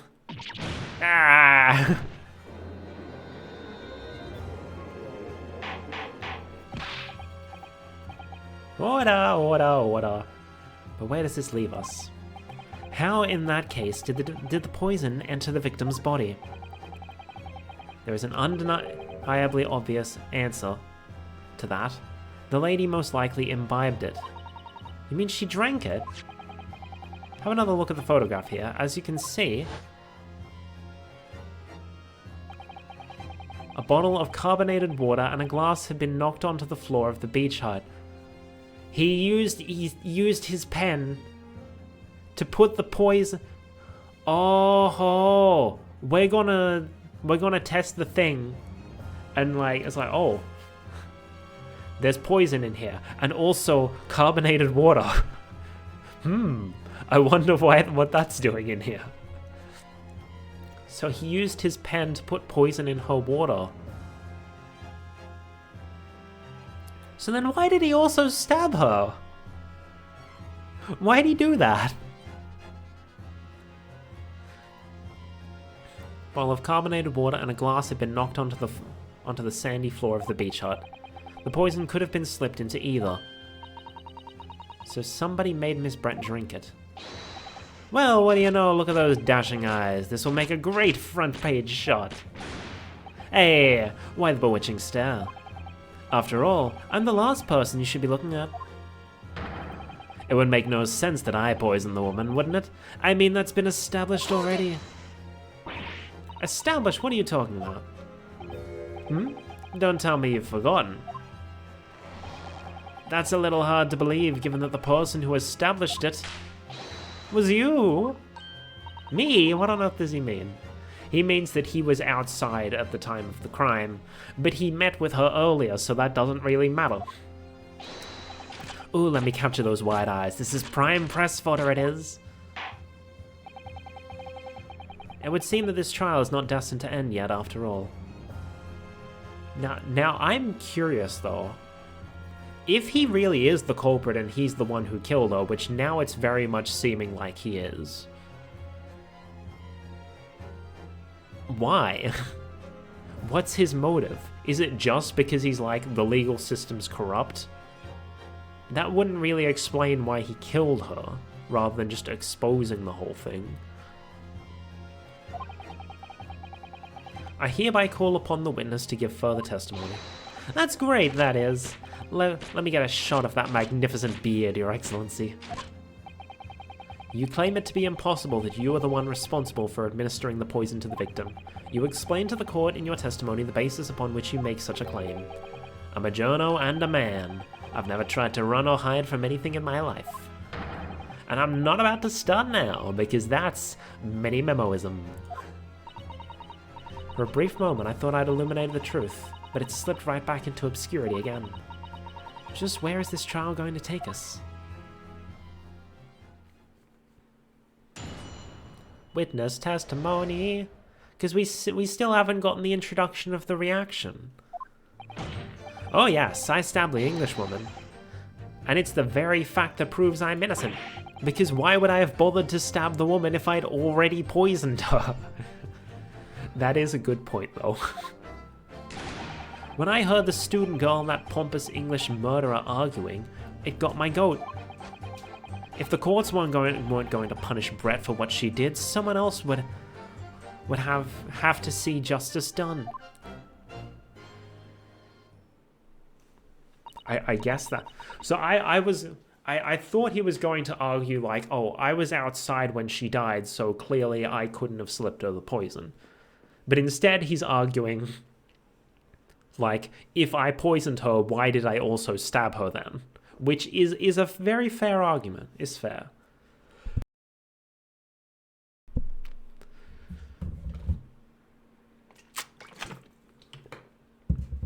So you admit it then? That everything happened as I described? That you are the one who stabbed Miss Brett in the back through the reed screen? You can't blame this miserable country of ours. Oh, you can blame this miserable country of ours. So did he really just do it because he's like, the government's corrupt, fuck you? A country that bows to the pressure of foreign powers and lets murderers walk free. What kind of future can a country like that have? That's why I did it. I did what our pathetic leaders didn't have the guts to do. Slap bang in the middle of that charming lady's back, I plunged the blade of sweet justice right in there.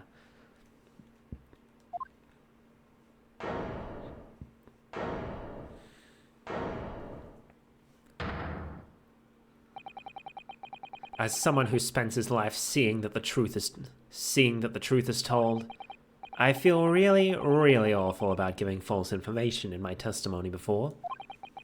But as it turns out, there was somebody else who had it in for the victim and got to her before me.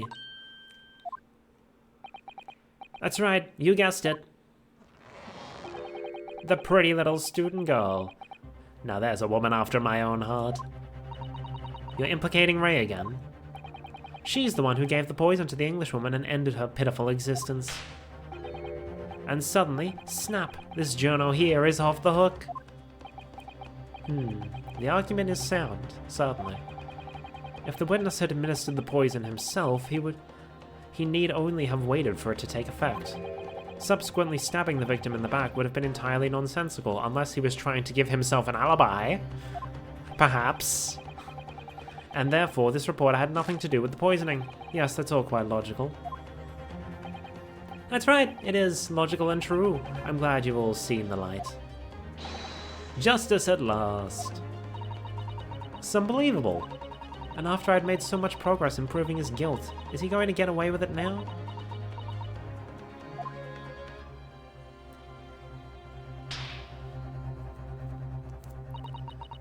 Think of Kazuma-sama and Naruhodo-san. They never stopped looking for a way forward until the judge's final gavel. Very well then, counsel. Proceed with what I assume will be your final cross-examination in this trial.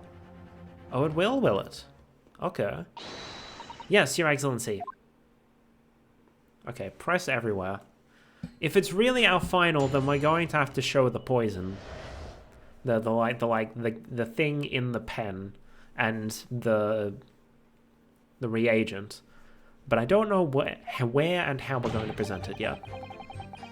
Oh yes, I stabbed the Englishwoman, and it's that very fact that proves I'm innocent. Hold it. So you admit that you had murderous intentions towards Miss Brett then? Ha! The woman's very existence offended my sense of justice.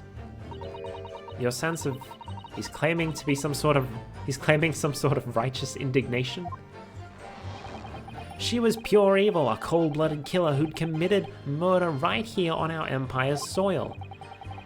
But did our good-for-nothing government do anything? Not a chance, so I had to step in. Fly the flag of justice, put things right for the people. Yes, it was my civic duty. That's what drove me to do it. So in summary, murderous intentions then. Whatever you want to call it, The point is this. That Englishwoman was a blight, so I had to do what was right for society. Yet a real wrong was done by the student girl in the dock, a crime for which she must pay. Obviously, because the poisoning was nothing to do with me at all.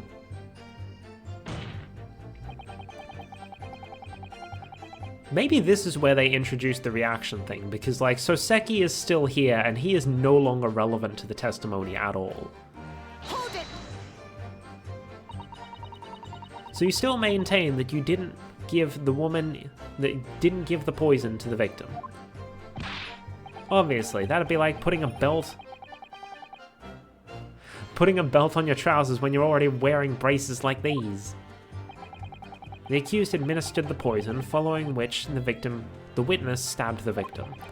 An unforgiving act, certainly, but not one of murder. The crime rests on the accused's shoulders. That is how the law works, you see, yokel. Who knows, you may even learn something here today. 2 consecutive attempts on her life in the space of minutes, quite a day for the victim. Do something that evil and you've got it coming. That's how the law works. The law of reckoning. That's not the kind of law this court upholds. You will reiterate why you were compelled to stab the victim then, witness. That is a very, dramatic pencil snapping sound. When I heard a student girl and that pompous English murderer arguing, it got my goat. What exactly were they arguing about? About what happened in that restaurant 9 months ago, that's what. What? No, they were arguing about the poison. The student girl was laying into the Englishwoman for killing her beloved mentor, Dr. Wilson. Yes, John H. Wilson, a professor of medicine, invited... That's not what they were arguing about, though. Huh? He's just making shit up now. He even said before that it was about stealing stuff.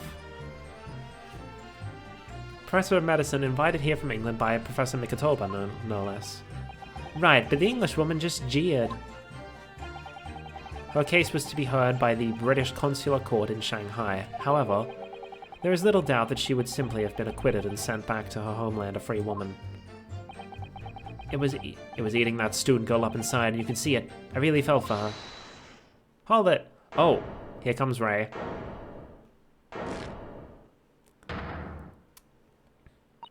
I can't stand here and listen to this tripe. Ray. Young girl, you stand accused here. You can't just blow it out whenever you feel like it. No, you can't. Sorry, but I'm in the middle of some very important testimony here. Just keep quiet and listen. But this awful man is making all of this up. Sasato, please, you have to make them listen. Bruh. Return to the dock at once, Membami-san. We're in the middle of a cross-examination. Your Excellency, please, I implore you.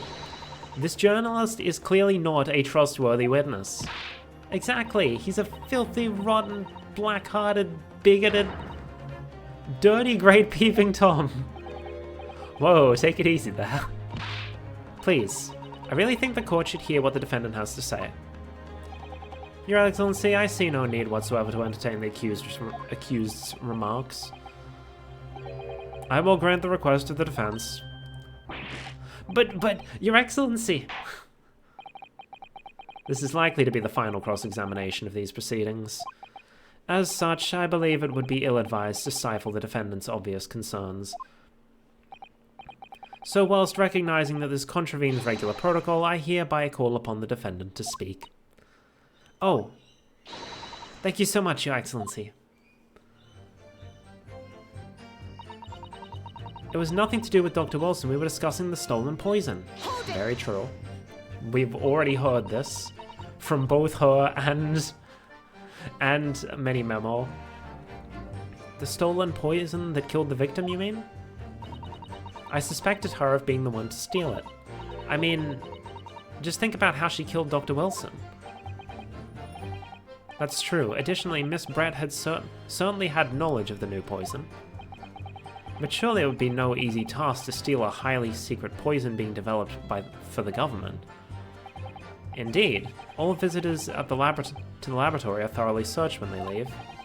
Even if a thief managed to avoid being seen by myself or a colleague, getting the poison out would be very difficult. That's true. I pestered Professor Mikotoba until he agreed to show me the poison when I visited his laboratory. And that's when Memo was there. But as I left, I was searched from top to tail. And he probably dipped his pen in the poison to draw some of it up. Miss Brett rather bluntly revealed the existence of the toxin we'd been developing, you see. And since Soseki-san expressed such an interest in it, I felt unable to refuse. Obviously, I gave nothing away other than the fact that it was an extremely potent substance. I'm very ashamed of myself. It's just that I have had a singularly terrible experience with a deadly poison. Oh, this is probably foreshadowing the other Soseki case in this game. I wanted to look my old enemy in the eye, surely you could understand that. To find out if my suspicions were true, I confronted Miss Brett about the poison. I told her that if there were to be an incident involving it somehow, it wouldn't just be the university. The military would be dragged into it, the whole government even. It would be a complete disaster. And how did Miss Brett respond to your concerns? She just curled those beautiful lips in hers and said she didn't know the first thing about it. In English, actually. Ah yes, Memo-san. One small question if you don't mind. I do mind, can't you see I'm busy? Clearly you were outside the beach hut listening in whilst the defendant and Miss Brett were conversing. Presumably then, it was you who wrote this article about what you'd heard?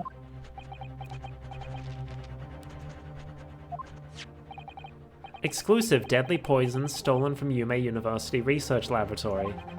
The story was published in this morning's edition of the Shoyu News. The details are too accurate for it to have been written by anyone else. Sorry, I don't know what you're talking about. Yes, look at this! The entire article is almost what I said to Miss Brett, word for word.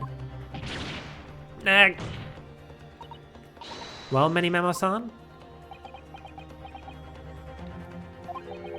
As a journal and as a citizen of a free country, I don't have to reveal my sources. If that's a founding principle of Memoism. Father's clearly right about this. That reporter did write that article, and he based it on what he overheard from outside the hut.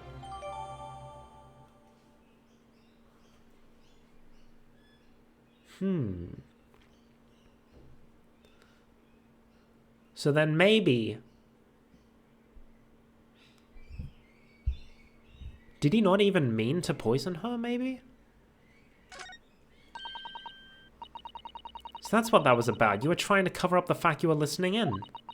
That's why you came up with that stinking story about me arguing with her. Shut up, my stories never stink. Look, whatever you say, little girl, it doesn't alter the facts. Your Excellency, there's something I want to say, and I want it to go on record. Very well, you may amend your formal testimony. Ha, ha, ha. He's on the ropes now. The point is, if you'd poisoned someone, there'd be no reason to go and stab the person as well. Okay. Hold it. What if he didn't know he'd poisoned her? Perhaps he doubted the efficacy of the poison. Right, because he didn't know the effects of the poison until he overheard them. Perhaps you doubted the efficacy of the poison and sought to make sure the victim would die? That's horse dung. What? That would be like pouring pepper on your Chinese ramen before you'd even tasted it. Completely reckless. Although, it might surprise you to learn that I am a bit of an impetuous pepper pourer as it happens. Once the victim had taken the poison, she would have been only minutes away from death. And yet this man then proceeded to stab her in the back as well. There has to have been a good reason for that. It was the reporter who gave the poison to Miss Brett, then clearly he must have done it prior to Ray entering the hut, prior to him finding out how deadly it was. Yes, that's undeniable. But between him leaving the hut and the victim being stabbed, there was one very crucial change in the situation. Sorry? What change? The reporter overheard the conversation between Ray and the Englishwoman. Ah, yes, that's it. That's when Memo-san first found out about the exact nature of the poison he'd used. That could be the key here. Okay, so I was wrong about him being a red herring. It seems. On the face of it, the logic sounds entirely reasonable, but there's no question that this man was responsible for Miss Brett's murder. If we could think of a plausible explanation as to why he might have stabbed her even after the poisoning, I feel sure that everything would drop nicely into place. That's what we should be looking for. Yes, I agree, and in order to do that, I must try to glean more information, which we just did. We have all the information now. It's probably we're supposed to present at the last. The point is, if you poison someone, there'd be no reason to go and stab them as well, unless you didn't know... Where is it? You didn't know what the poison did. Objection! Well, I can think of one reason. What? But before I explain, I'd like you to confirm something for the court. Did you glean all the information for this newspaper article from what you'd overheard outside the hut?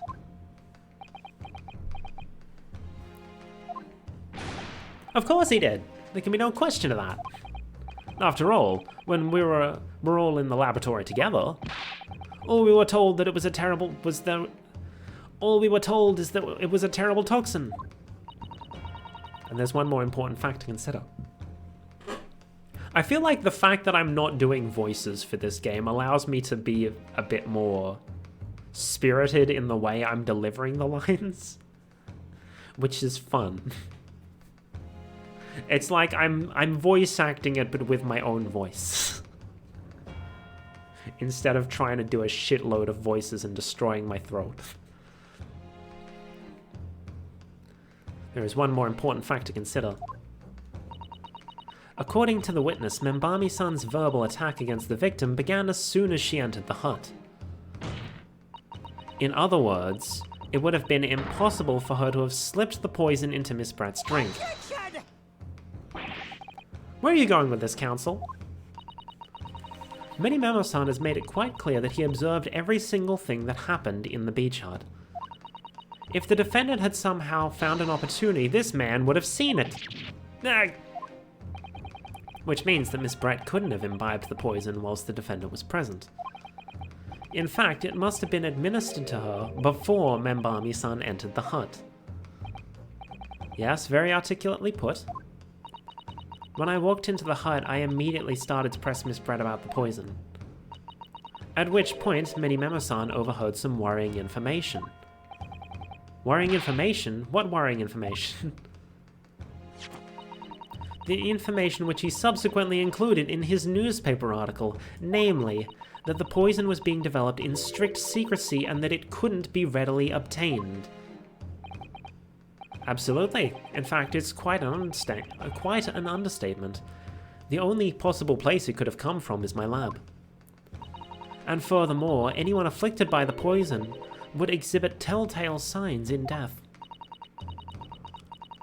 The extreme constriction of the pupils, yes, it's quite stark when you see it. There are other poisons that show similar symptoms, but not among new substances that are undetectable.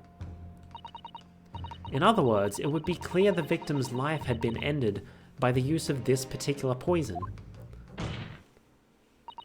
which would reduce the number of suspects to only a handful of people. Everyone in my laboratory is aware of the unique properties of the toxin we've been developing. None of them would be foolish enough to attempt to use it for some nefarious deed. Membami-san being no exception. Therefore, we can conclude that whoever administered this unique poison to the victim was a layperson unaware of its telltale properties.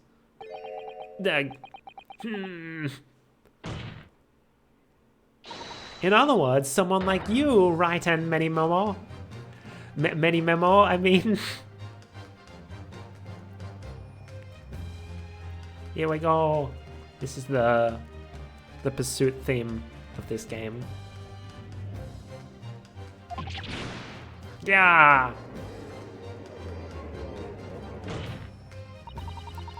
It was you who stole the poison from the laboratory that day. And it was you who administered it to the unwitting victim. But you quickly realized that was a terrible mistake. Because the poison caused such unusual symptoms and was so traceable.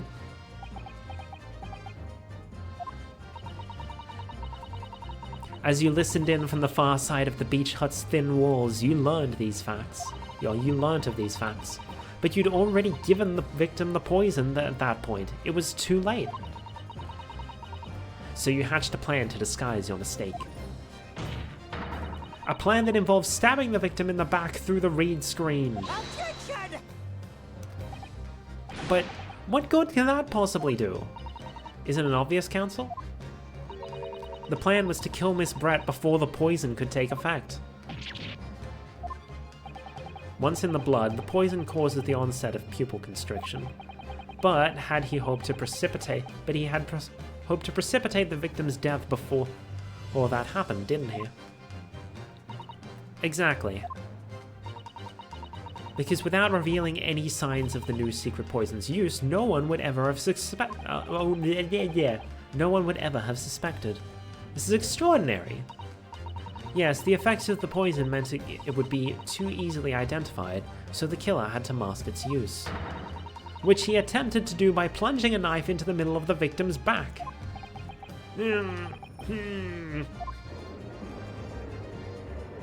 But we're still going to have to show evidence to show how he took the poison, but I've already figured that out, so...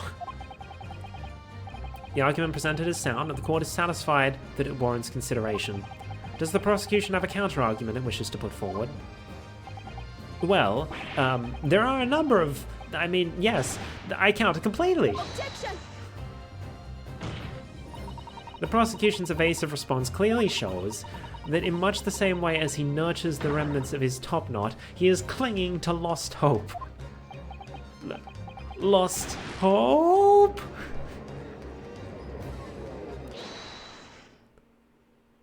Many Memo has something to say. He's going to be like, well, where's the poison then? How did I smuggle it out?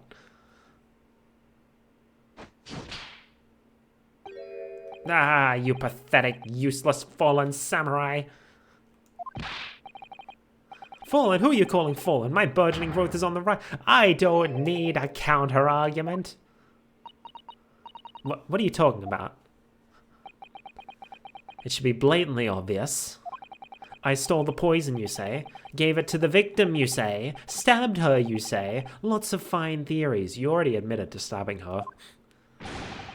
But I don't need a counter-argument because you don't have an argument yourself. Where's your evidence? Yes, you make it all sound so plausible, don't you? But without evidence, it means nothing. Whereas I base my news on facts. Facts? What do you mean? Explain yourself. I mean, what the professor said earlier in this trial. It's all here in my many memos, every word, every slip of the tongue, all noted. That's what the Show You News is famous for. It's the power of the printed word. But surely it would be no easy task to steal a highly secret poison being developed for the government. Indeed, all visitors to the laboratory are thoroughly searched when they leave. Even if the thief managed to avoid being seen by myself or a colleague, getting the poison out would be very difficult. It was in your pen. It was in your pen. How's that then? Blown the story wide open? See, I write in many memo, a mere reporter from the Show You News. Couldn't possibly have stolen that poison from the professor's laboratory. Yeah,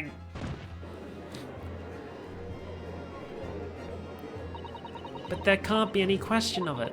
He must have stolen the poison that day. He stole it and used it to kill. And if that's the case, as you've identified, the poison itself is the definitive evidence we need. Because whoever stole it from the laboratory that day is the true culprit here. What's your point, you annoyingly handsome country pumpkin? Okay. My point is this, there is one way that you, Many Memo-san, could have stolen the poison that day. I have heard enough verbal conjecture now, thank you. What the court must be shown is evidence. What proof do you have that this witness stole the poison on the day in question? It's his pen. Take that! The proof, Your Excellency, is this fountain pen. A fountain pen? How could that possibly be relevant? These magical pens seem to have enough ink to write many thousands of kanji characters. I believe they arrived in our country for the first time some 15 years ago now. Bah, I swear by a weasel hair calligraphy brush and nothing else, these newfangled pens are merely a fad. Well, as a forward-thinking man of words, obviously I love my fountain pen. Suck up a... I don't speak French. Suck up a soup corn of sumptuous ink, and one's work is awash in words in the blink of an eye. I don't know if that's actually a French word, but I just saw the squiggly and I'm like, yeah, that's probably French. I don't think French even has squiggly letters, but sure. It's French in my eyes.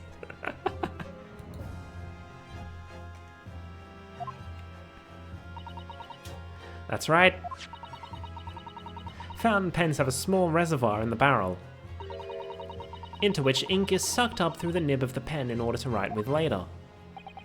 What does all this talking of sucking up ink have... And just as it's possible to suck ink up into the reservoir, it's also possible to eject it through the nib again, of course. My word, can this really be? Well, Memo-san?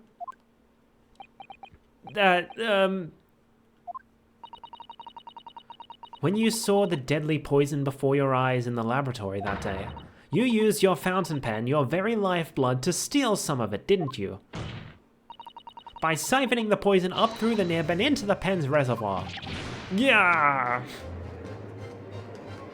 Objection! More absurdity, that never happened. True, we've heard that there were procedures in place to prevent thefts like this from the laboratory. But would anyone have thought to look inside a fountain pen of all places? No, I'm a little ashamed to say that for fear of offending our guests, such a detailed search would not have been conducted. Well, this is quite startling, I must say. I remind the court that this pen was found in the clutches of the victim when she died. In other words, it was dropped at the scene by Memo-san.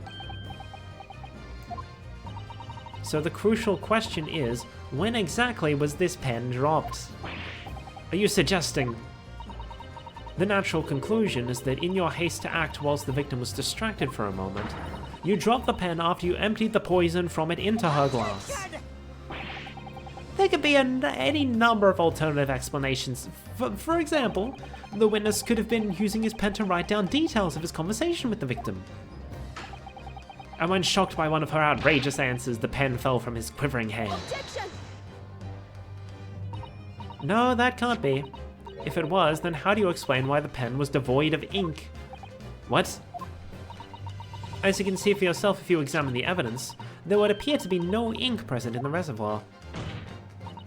What newspaper reporter goes to interview someone with nothing in his pen?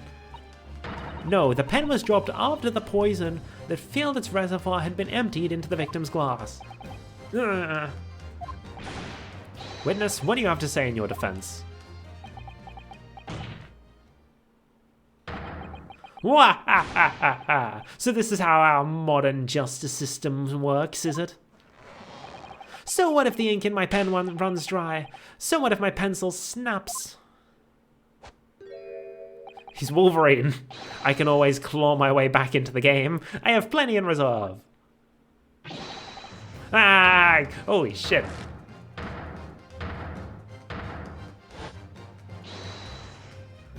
Someone restrain this man. You claim I sucked up the poison into my pen?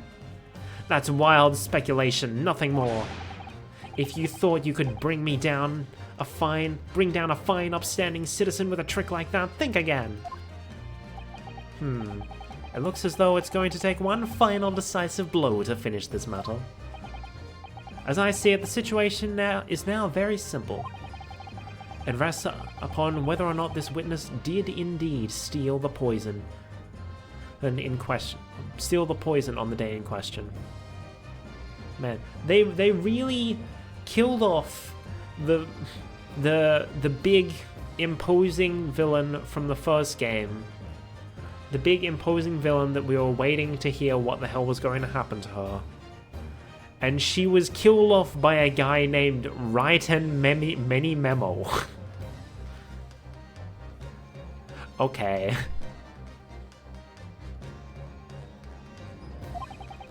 And therefore, it all depends on whether or not the defense can prove that he did with evidence. Ha! No such evidence could possibly exist. Objection! Many Memo-san, this is how our modern justice system works. What? In the courtroom, evidence is everything. Something you would do well to remember. Because we're well past the point of speculation at this stage, I assure you. Very well then. I call upon the defense to present the aforementioned evidence. This is it then. This will be the final piece in the puzzle. The defense can prove by means of this item that it was the witness's pen that was used to steal the poison. The chemical report, or reagent rather. I can read, don't worry about it. Take that! Counsel, what is that bottle? This bottle contains the unique chemical reagent that can identify the poison in question. Yes, that poison is an entirely new synthesis of alkaloids, developed by my colleagues and I. It would be impossible to detect traces of it by any other method. Or, from another perspective, simply with this chemical reagent, anybody at all could check for traces of the poison. Reagent? What? One drop of the contents of this bottle on the tip of your fountain pen, Many Memo-san, is all it will take to solve this case beyond all reasonable doubt. No, you can't. I won't. Your crimes are bad enough, but at least know when to admit defeat. Your Excellency, the defense requests permission to carry out the test on the fountain pen at once. Breakdown time. Oh god. Someone restrain this man. This isn't my fault. The Empire drove me to do this. Try holding its head high and the civil of bowing its head. I took up arms in the form of the mighty pen. I fought tirelessly on the battlefield of the news, all in the name of justice, righteousness, many. Oh. Oh, damn. Susato, with me. I'm there. Boom. Let's go. Did I do it right? That was a Susato takedown, wasn't it? Not quite. That was a Ryotaro takedown. That was amazing. The instant the first drop of the reagent touched the nib of the fountain pen, it was clear to everyone present.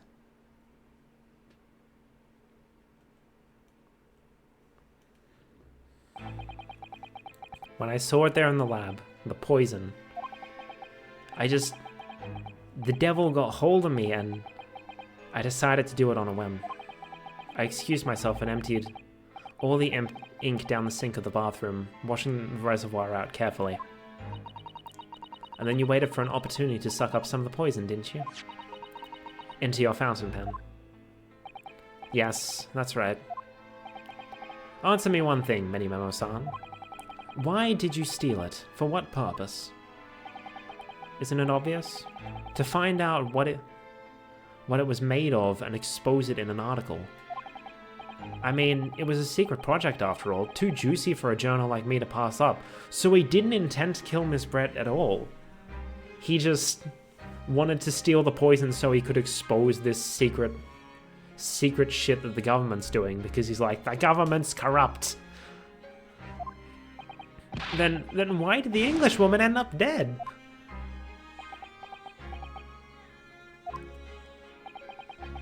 I went to that hut intending to quiz her on the situation, that's all, as a reporter. A known killer enjoying full freedom, evading justice by leaving the country. I told her what I thought about it. And she just laughed in my face. Oh, what's this? A Far Eastern caveman purporting to practice journalism. Really, you must learn the difference between reporting and listening at doorways, you ignorant plebeian. What did you call me? This country, with its pretensions to a justice system, to a free press, it's really very depressing. You see our superior ways in the West, yet you lack the mental capacity to emulate them. Get out of here, you oaf. Get out and crawl back to the cave you came from. Well then, that's when I remembered about the deadly poison I happened to have in my pen at the time. What a terrible tale. Where'd you get the knife then? Were you just carrying a knife on you at all times? In my head, I knew I should get out of there as quickly as possible, but I couldn't. I couldn't let her get away with what she'd done, when she clearly had no remorse at all. I suppose it was my Jono spirit, getting all fired up.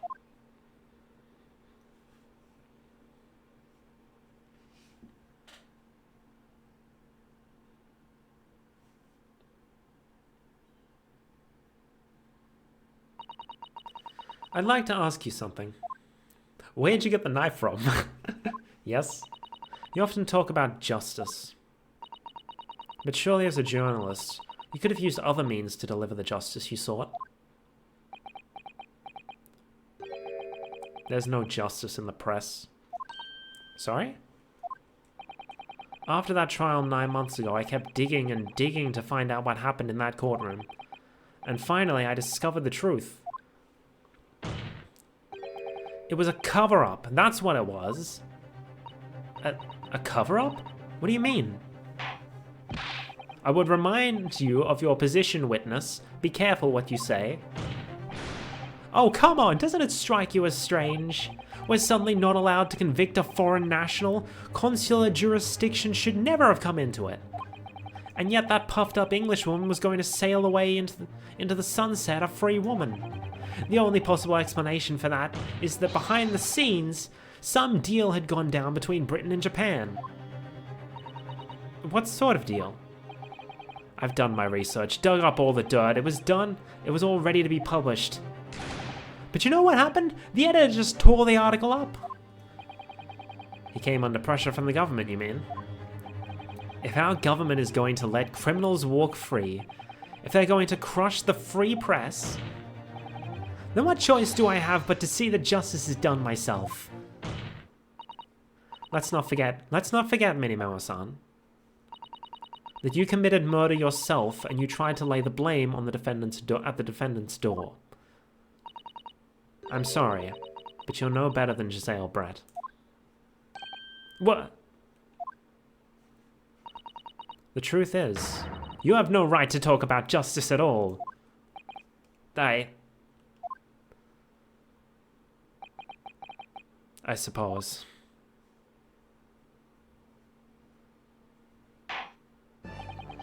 It would appear that we have reached a conclusion in this trial at last.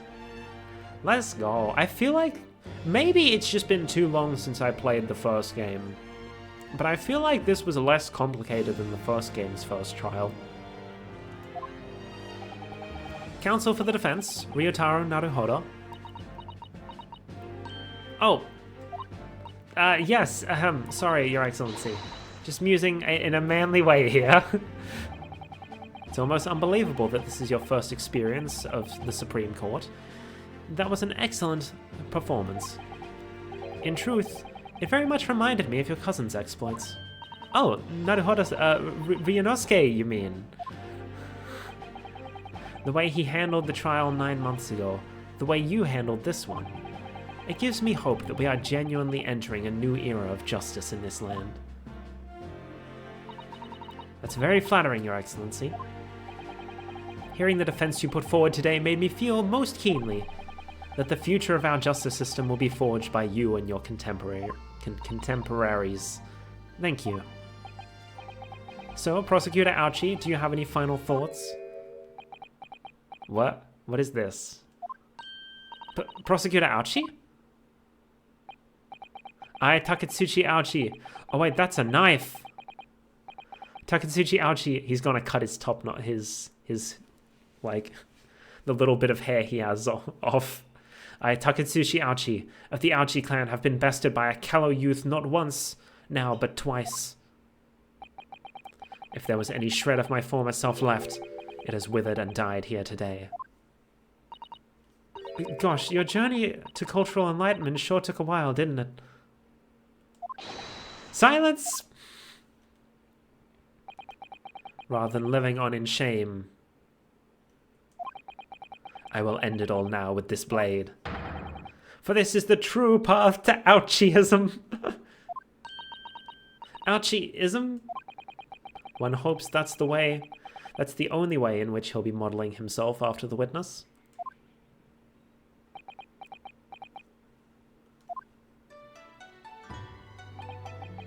Sprig of my topknot. The time is right for farewell. Hope is lost forever. Takatsuchi. Wait, is that a sprig of my topknot? The time is right for. It's a it's a haiku. Wait a second. No, it's not. No, it's not. My man messed up the last line. Sprig of my topknot. 5. The time is right for farewell. 7.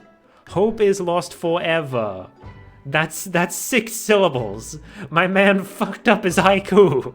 He can't even do that right. See, I watch Jack's films. Whenever I'm trying to identify it as a haiku, I just read it in the way he did his old News in Haikus series. And that allows me to immediately identify if something is wrong. My man fucked up.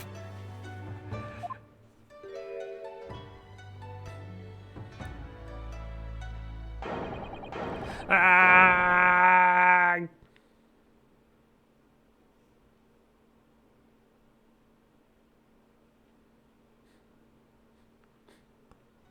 By the way, this guy is the ancestor of the two characters who are like the first trial prosecutors for the mainline games. So in Japanese, their name is Ouchie. In English, his descendants surnames are Pain instead. So it conveys the same sort of joke. Now, in regard to the defendant, Rei Membami-san. Yes, Your Excellency? I have reached my final verdict. I hereby find you not guilty. Yay! Confetti in the courthouse, except it's actually sakura blossoms. Cherry blossoms. That's the word I was looking for. I can only remember the Japanese name of them. Japanese confetti.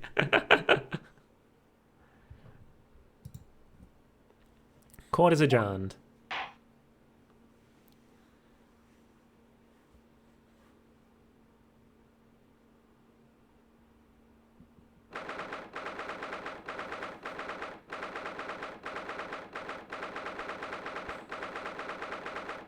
Two p.m.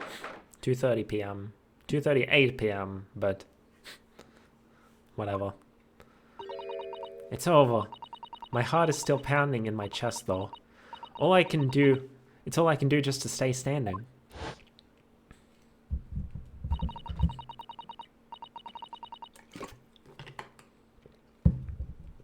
Lawyers have such great responsibility, such a great burden to bear. Don't they, Naruhodo-san? Naruhodo is Phoenix's Japanese surname as well. So it's a more direct link between Phoenix and his ancestor in the Japanese version. But in the English version, he was named to right because, you know, English-speaking people aren't going to understand the pun in Naruhodo. Susato, Susato! Thank you so much. You are so dashing in that. Ray and Father. Honestly, I'm so touched by everything you've... Oh no, I think I'm going to cry. It wasn't easy, but together we made it. I was on the verge of tears at the end too. The only reason I'm still here is because of you. Oh no, I can't take all the credit. It took courage to tell the truth in that. You did wonderfully, Ray. So I would have to say that the correct congratulations belong to you. Susato, don't be so standoffish. Sorry? We're friends, equals, and the trial's over, so no more of this formal super humility nonsense. It's time to celebrate with swagger. Throw caution to the wind. Caution to the... What? I'm the great defense lawyer Ryotaro Naruhodo, and I'm taking you out to a milk bar tomorrow. Or something. Right, I see. I'll, think about it, right? At any rate, we really knocked the wind out of that horrid man, and it felt so good. Yes, it was satisfying. It really was. Isn't there anybody else we could throw together? Don't throw him. He was sick at the end of the last game. He's just gotten better now. You don't throw him. I hope you're not looking at me, right? Oh my goodness, no, of course not, of course not. There it is at last, Ray's lovely smile. You fought for your friend to the very last. As your father, I'm extremely proud of you, defense attorney Ryotaro Naruhodo. Thank you, but I couldn't have done it without your help. Anyway, it's time to bid farewell to Ryotaro, I think. I shall miss him in a way, but it's back to Susato Mikotoba now. So I'll never see him again then. What a terrible shame. What? Huh? What is happening? Soseki-san, Inspector Hosonaga, I do hope you've been keeping well. Is that really you? Yes, I had to change my appearance for, well, obvious reasons, I hope. But it's me, Susato Mikotoba. I don't... So dashing, so divine. He's coughing up blood again. No! Doubly dashing, yes, and devilishly divine, just look at you. I had no idea, Miss Susato-san, Esquires, that you are locum student Naruhodo-san, Esquire's cousin. That's... no, you're misinterpreting.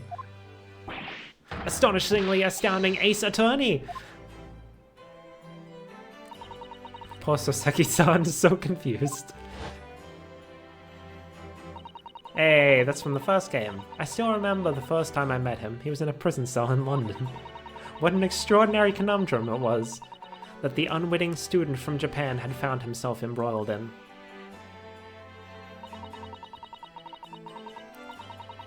Oh, yeah, those are the actual jurors from that case. But after Naruhodo-san's skillful defense at the Old Bailey, Soseki-san was free to return to Japan. And now he seems to have earned himself great fame as an author. I'm stunned. That's a truly impressive disguise. I had no idea, and I am a chief inspector at the police bureau, who came up with Mr. Turtle, no less. I'm not sure you should be admitting to that, Inspector.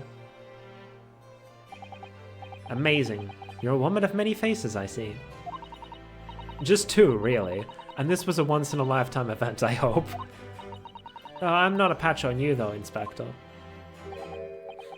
Well, I am a professional, of course. Still haven't sorted out that illness, though. I do worry about Inspector Hosonaga sometimes. I really do. That was the first case from the first game. 9 months ago, when he appeared here at the Supreme Court to testify, he was undercover, disguised as the head waiter of a restaurant. And that's the second case. And then on the steamship to Great Britain, of course, disguised as a sailor to keep us safe on the journey. Though that didn't help you, did it, Kazuma-sama? Sag. From my perspective, I have to admit that I have mixed feelings about all this. I mean, now the truth has been lost forever. Yeah. What do you mean? We will never find out why Miss Brett did it. I'm talking about the murder the Englishwoman committed at the end of last year. Ah, yes, it was an English doctor she killed, as I understand it. Dr. John H. Wilson, yes, the man I invited to Japan personally. Fun fact, the reason why he's named Dr. John H. Wilson instead of John H. Watson is to get around being sued. Well, for one, it's to get around being sued by the estate of Arthur Conan Doyle. But for two, the name Wilson was used by, what was his name? Maurice LeBlanc, when he decided to make a bootleg version of Sherlock Holmes in his own book about Arsène Lupin. So he originally wanted to use Sherlock, but then Arthur Conan Doyle was like, no, fuck you, that's my character. It was like, okay, this isn't Sherlock Holmes and John Watson. These are my own original characters, Sherlock Sholmes and John Wilson. And so then when Ace Attorney, when Capcom had to go and localize these games into English, they're like, we're gonna get the fuck sued out of us by Arthur Conan Doyle's estate if we don't do something about these names. So they just pulled the exact same trick that LeBlanc did back in the day. It's great. It's great. The man I invited to Japan personally. The mystery is, why did she kill him? And now that the culprit herself is dead, we'll probably never know the answer. I mean, we were probably never gonna know the answer in the first place. She was gonna get off scot-free. On the voyage to Great Britain, we had a most unexpected encounter. With Mr. Sherlock Sholmes, the great detective, I mean. Yes, I remember Mr. Sholmes well, of course. Ah, my arch-nemesis. How lightly you uttered his name. Well, according to the stories published about him in the Adventures of Sherlock Sholmes, the detective once had a partner who helped him solve crimes, a best friend. And that man was an exceptional doctor of medicine by the name of John H. Wilson. What? Dr. Wilson? I just can't believe that it's a coincidence. I think that the English doctor of medicine killed here in Japan 9 months ago must have been the friend and partner of Mr. Sholmes. And if that's really true, then the poor girl won't ever see her beloved father again.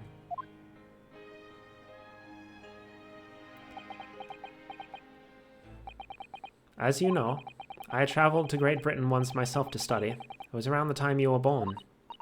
Yes, grandmother told me about it. On returning to Japan, I took up my professorship at the Imperial Yumei University. But I also serve another role as an advisor to the government on diplomatic affairs. Yes, I was aware of that as well. In that case, I'm sure you understand that there are some confidential matters I cannot divulge to you. Could you just tell me one thing? Why did you summon me back to Japan? Oh, so he wasn't sick. For some reason I remembered him being sick, but I guess maybe he just wrote to her saying like, yeah, I need you back here right now. It's been 2 months now since I returned. When I left England, it was because an urgent telegram arrived from Japan. It said that, oh, never mind, he was sick. It said that you'd collapsed with a high fever and you were growing weaker by the day. What? Where did that news come from? That's what I'd like to know, because after that long sea voyage, I found you in fine health, Father. Was there something in Great Britain that you perceived might inconvenience me in some way? Or harm me? That's really the only explanation I can think of. Dear me. Do you reserve your most cutting glares for your father, Susato? I'm sorry, my dear, I simply can't... let me go! What are you doing here? How did you break out of police custody? Memo-san. So, one throw wasn't enough for you? I've got one last thing to say before they take me away. Professor! Me? I know the truth. I know you had a hand in what went on. In that visiting student's fate? Visiting student? Giselle Brett, you mean? No, not her. The student of law who left for Great Britain eight months ago. Is he talking about Kazuma? What? Student of law? He must mean... Kazuma-sama. What are you talking about? What does any of this have to do with Kazuma-sama? Nobody here in Japan knows anything about it. They don't know that the guy never made it to England. They know that he died on that steamship. That he'll never... Ah!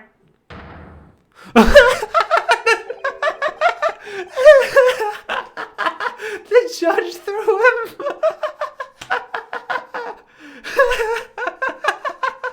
Amazing.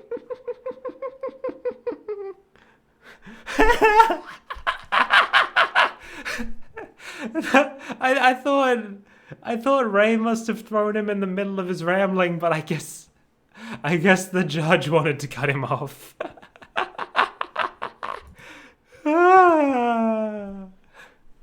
Well, I didn't expect to find him in here.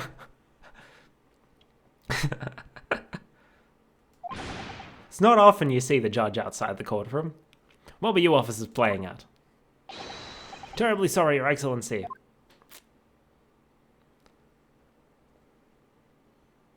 But he was clearly trying to expose something there, and now we'll never get to know. I was coming to tell you that the rickshaw has arrived. Hi to Eugen. And it's a good job I came by. Yes, thank you for dealing with him. I'll be there shortly.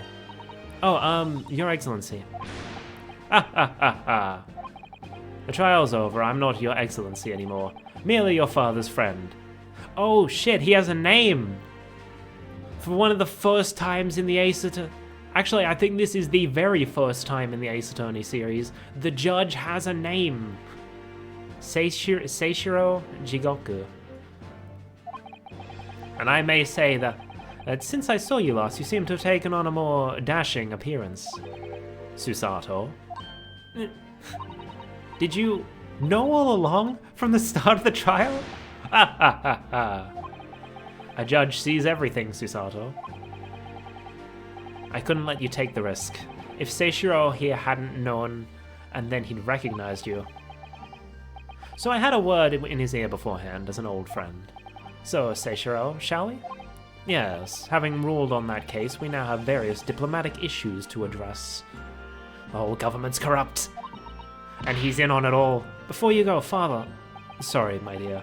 We shall have to continue our earlier conversation at a later date. But well done again, both of you. You did admirably. Oh, thank you very much.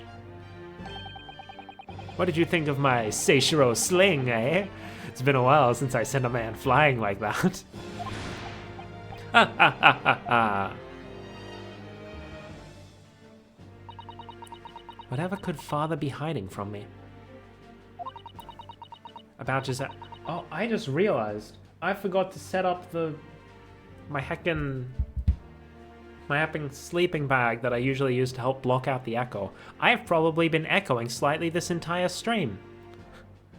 Oops. Oops. Like, for recently, I just had it there the whole time. But last weekend, because I didn't have any internet, I went and cleaned my whole apartment. And I forgot to set it back up. Oops. Hopefully the echo hasn't been too bad. About to say, Brett, about Dr. Wilson. And now it seems, according to the reporter, about Kazuma-sama. I'm going to have to bring this up with Father sometime, when nobody else is around. Judicial Assistant Mikosaba-san Esquire S. Could I have a word? Didn't notice anything? Okay, cool. I'll have a listen to the VOD afterwards, see if it's even worth me setting this thing up anymore. I just sort of noticed, like, man, I'm peaking the mic a lot today. What is going on? And then I realized, oh, that thing's down. Maybe the echoes are causing it to peak more often or something. Could I have a word? Oh, yes, of course, Soseki-san. What is it? I think perhaps it could be fate that we're meeting again like this now. You see, there's something I need to tell you. Oh? I believe that it may be related to the reason why your father summoned you back from England. This I have to hear. Please, Soseki-san, tell me at once. I will. As you know, my time in England was terrible. Cursed, I have no doubt. Such awful things I was embroiled in. Thank goodness locum student Naruhodo-san Esquire stepped in. After he secured my freedom, I couldn't wait to get on a ship back here to my homeland. Having arrived in Japan, I submitted a report about my experiences to the Ministry of Foreign Affairs. The next thing I knew, I had a visitor. It was your father, Professor Mikotoba. He wanted to ask me all sorts of things about my report. My father? He seemed to be especially taken with a particular part of the report. Anyway, he left eventually, having thoroughly quizzed me. But it was the very next day that he sent the telegram to you asking you to return to Japan. What was it then? The particular part that my father was interested in? I don't really know exactly. But do you remember them? Those 2 terrible cases I was caught up in?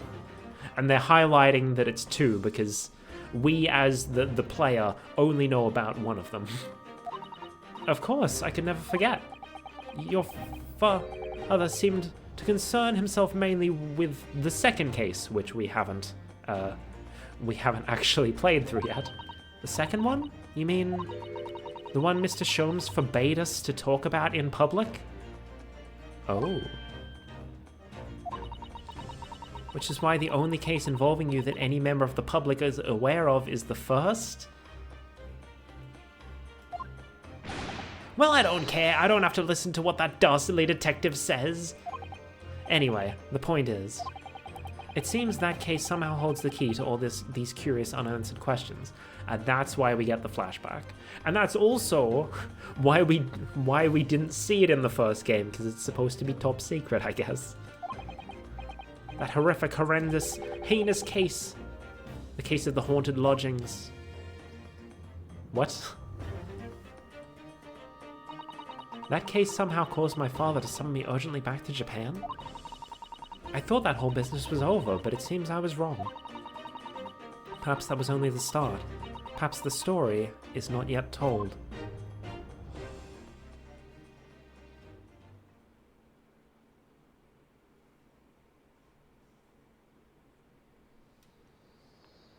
Oh ho? So, the mystery of that English woman's death is solved, thank goodness. And having stood in the Supreme Court now, I think I can comprehend a little better. How you must be feeling as you fight for people's freedom in a foreign land, Naruhodo-san.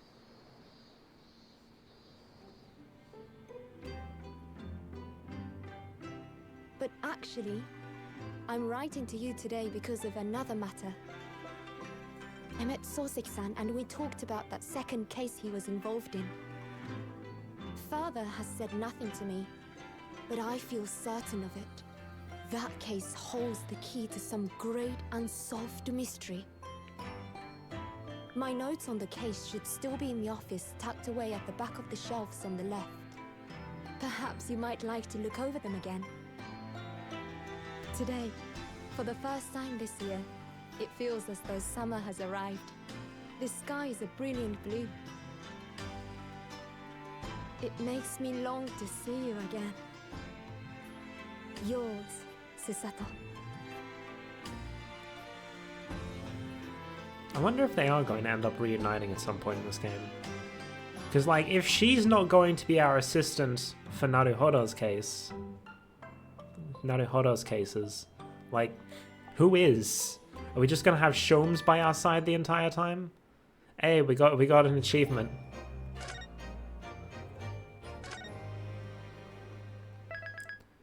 Now we're not gonna be able to do much on the second case, but I think we can at least make a little bit of a start and see what it's about. The Memoirs of the Clouded Kokoro? Bruh.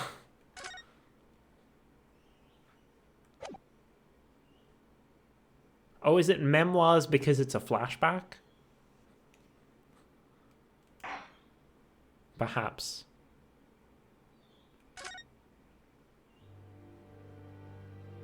Episode 2. The Memoirs of the Clouded Kokoro. It was a ghastly tale of a winter's night. One of an invisible killer and a crime perpetrated on the pavement along Briar Road. As the victim lay at death's door, the mystery of just who had stabbed the young lady from behind had been resolved. But no sooner had my friend saved that Eastern Exchange student from his harrowing plight than in the dim, flickering shadows of gaslight did a second bizarre crime rend the stillness of that very night. I dare say most can still recall the sensational headlines of the day. Haunted apartment of death, the condemned criminal's curse, the dread demon of coal gas.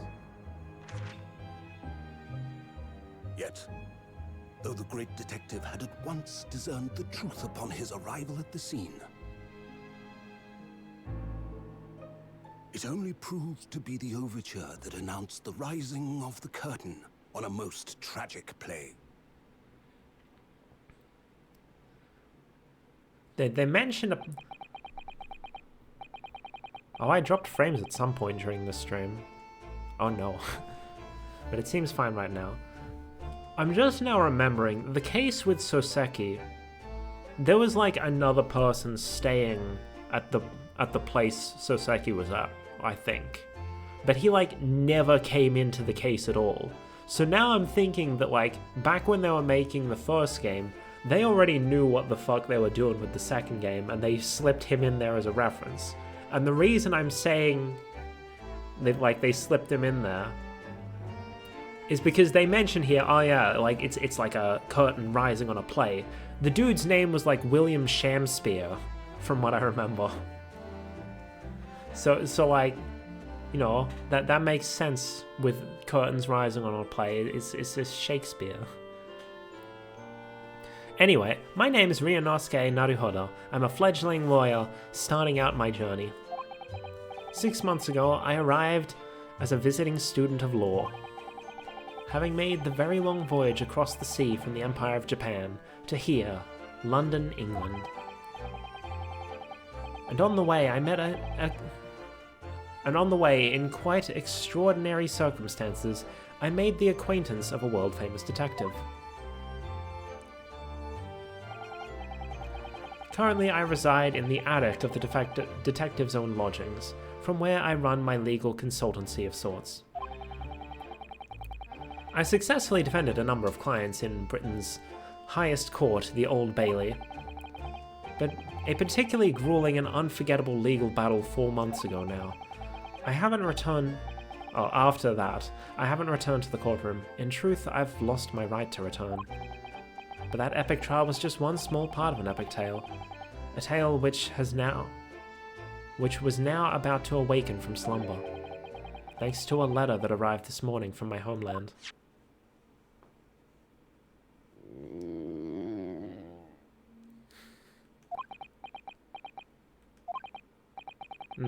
What a delicious smell wafting up from the stairs. It must be nearly time for breakfast. I'd better go down to Mr. Sholmes' suite and say good morning to the great detective and his flatmate.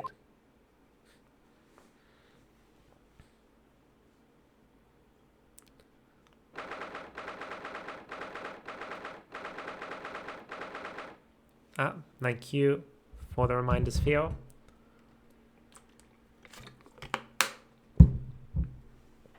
Sholmes is sweet. Bruno. Good. I was just about to call up to you. The bacon's ready. Good morning, Iris. It smells delicious as usual. Before we eat, though, I have some news. I had a surprise this morning. Shh! Not another word, Mr. Naruhodo. This could be just the abstruse thing for my pre-breakfast stagnation-repelling mental stimulation, my dear fellow. Morning to you too, Mr. Sholmes. Ah, yes. I see. So that's it. The truth is clear to me as day. My faculties of observation have revealed it again. What are you talking about? You, Mr. Naruhodo, have this very morning met with a surprise. Well, is it not the case? Really, my dear fellow, it barely warrants explanation. Firstly, your hair is particularly unkempt, somewhat reminiscent of a bird's nest. Secondly, you have neglected to fasten the third button on your jacket. Clearly, when considered together, these two facts point to you having been flustered this morning. Can I talk now? But of course! Though I don't look for admiration, you understand. My hair always looks like this. It's been this way since I first met you. Oh, it has? And the button was ripped off last night, if you remember, by you. Hurley pulled your button off?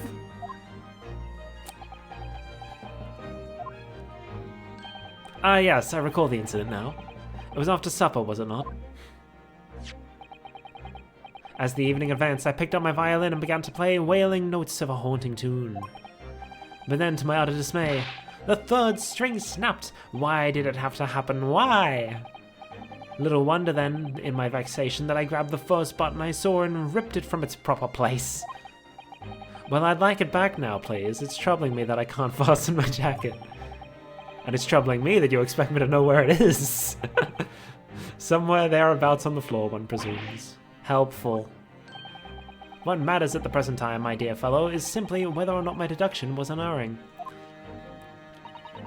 But Hurley, Runo said it when he came in, didn't he? I had a surprise this morning.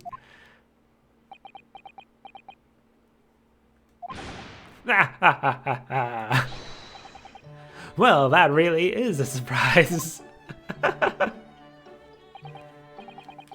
Yes, this man is the pride of the British Empire, the famous consulting detective, Mr. Sherlock Sholmes. There can't be a single person in the world who doesn't know his name. Alright then, enough of this silly conversation. Come and eat this bacon before it goes cold. And I have a new herbal tea for you to try too. My latest special blend. And here we have Iris Wilson, Mr. Sholmes' lodger and companion. A truly exceptional young girl who's the author of a highly successful serialization here in London. Yes, The Adventures of Sherlock Sholmes, as published in Ranced magazine. Which is why there are so many characters in these two games who are just named after Sherlock Holmes characters. So, Mr. Naruhodo, why don't you put us out of our misery? What surprised you this fine morning? Ah, well, I received a letter from Japan. Oh, from Susie, you mean? Was it? Really? That's right. And she had some rather startling news, in fact. Ah, intriguing indeed. You must tell us about it over breakfast. Oh yes, what fun.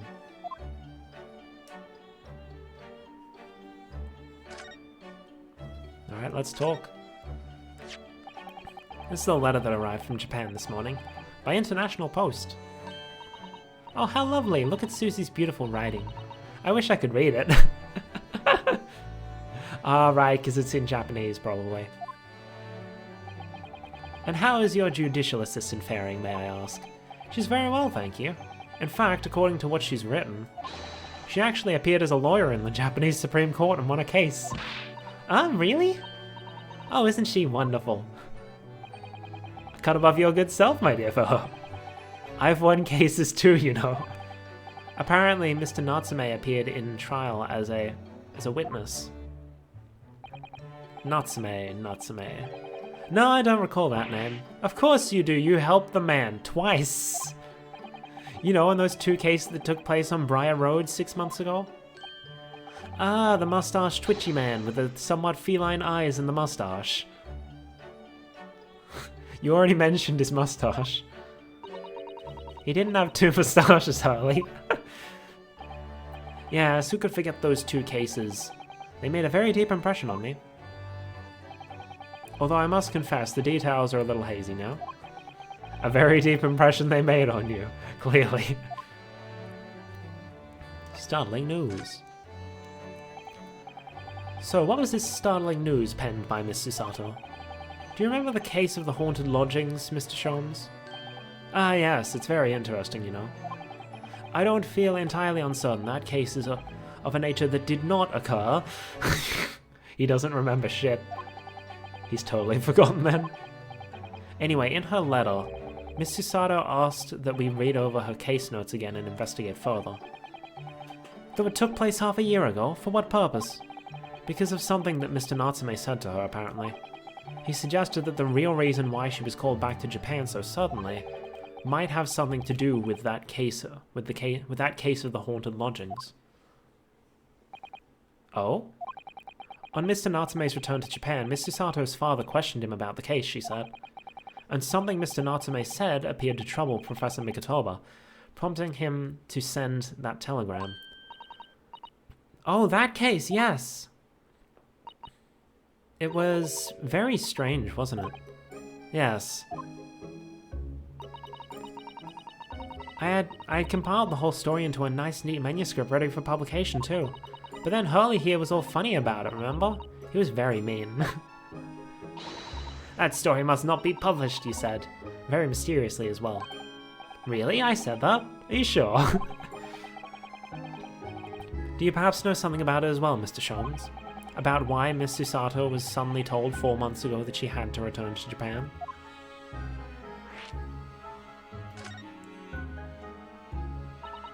It's been 4 months now since we waved Susie off at Dover. It was such a shock, wasn't it? The way she just suddenly announced that she had to go back to Japan. Indeed it was, due to a telegram she received from her homeland, I believe. That's right. Telling her to return urgently. Yes, because her father had passed away. No. It just said he was suffering from a high fever, the cause of which was unknown. He's not dead. But according to this letter, the news about her father's fever was just a ruse. A ruse? So Susie's daddy lied to her so she'd make the voyage back home? Why would he do that? I have to admit, I have absolutely no idea. But she believes it's almost certainly related to the case of the haunted lodgings.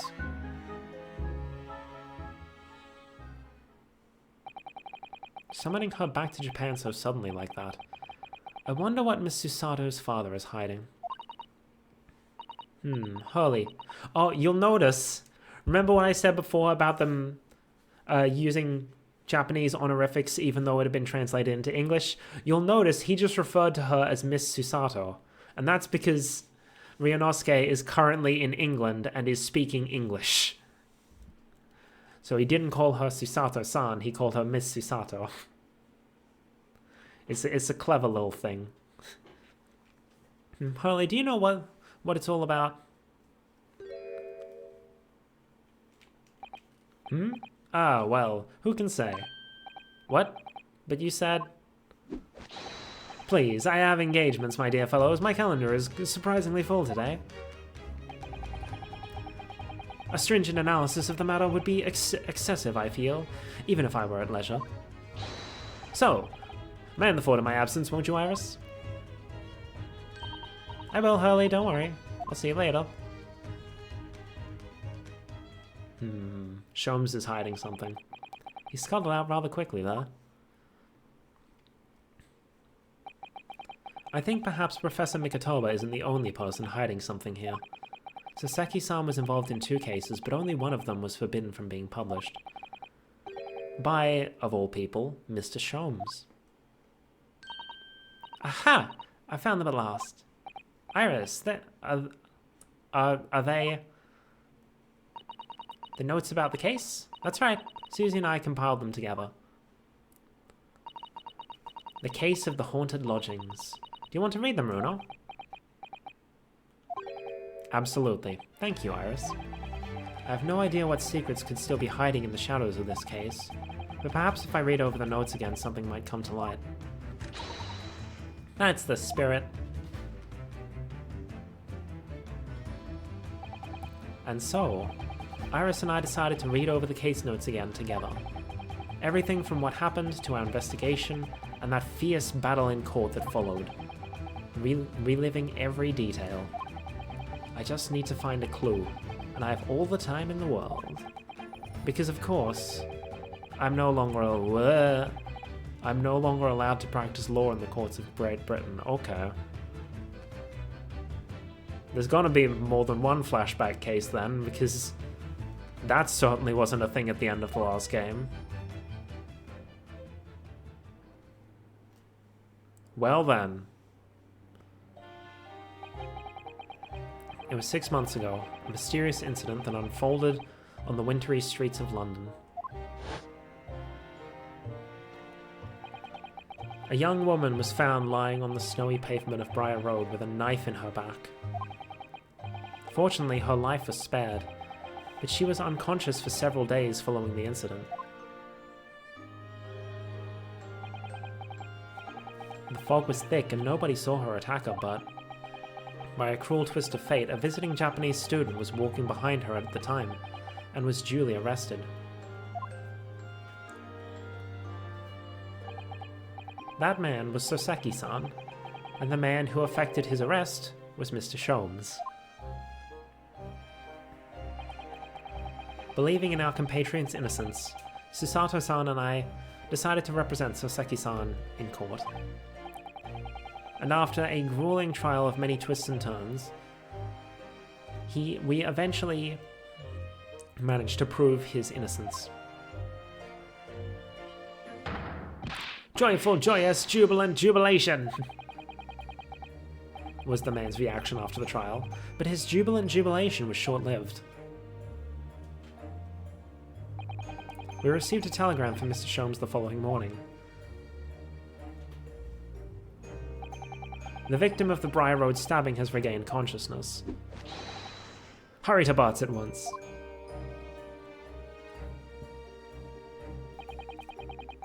So Susato-san and I summoned a hansom and headed immediately to the hospital.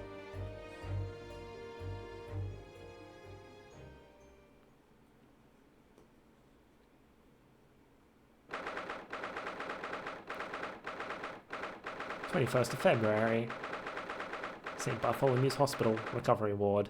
However,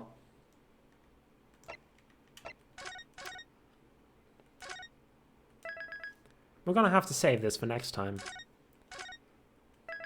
Because that's gonna be the end of this stream. You can see what I've been playing lately. Ba-da-ba-ba-da. So, that's gonna be all from me. Thank you all for watching. I'm enjoying this. I know there are other games that I still need to finish, but I was in the mood for Ace Attorney, so I want to play Ace Attorney, and I'm having fun with it. Anyway, I don't know when my next stream's gonna be. It would normally be tomorrow, but I believe... Hold on, let me just check to make sure I'm not getting the dates wrong. Okay, yeah, tomorrow I got other things on. Game night, yes. Yes. Normally I would be like, but that's my stream time. That's the only time I can stream. But like, I've missed so many streams in November, no one's gonna care. And besides, Fio's the only person here. So if Fio's at game night, I'm not gonna have an audience anyway, so I might as well attend game night. Anyway, so my next stream will probably be next weekend. Sound logic to me. I do wish I had a slightly larger audience than just Fio, but I suppose that comes from me not marketing myself very well. Maybe one day. Anyway, let's see who's online. Yeah. I wish that too. Yeah, if I had more of an audience, you wouldn't have to babysit me all the time.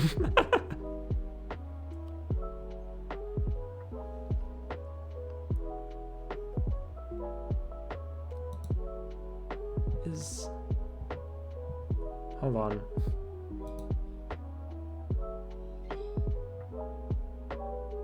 Okay, from the title of her stream, I thought she was going to be playing more Terraria, but apparently Bun is currently playing Fortnite. Anyway, we're gonna raid Bun.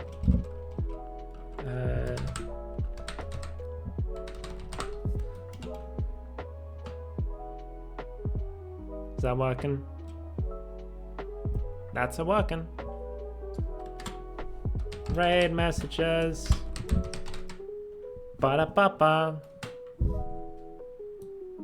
Why does that only say 2 viewers? Eh? I had 3 a second ago. Someone must have left. Bye-bye, Lurker. Anyway, we're gonna raid Bun. Bun is apparently playing Fortnite.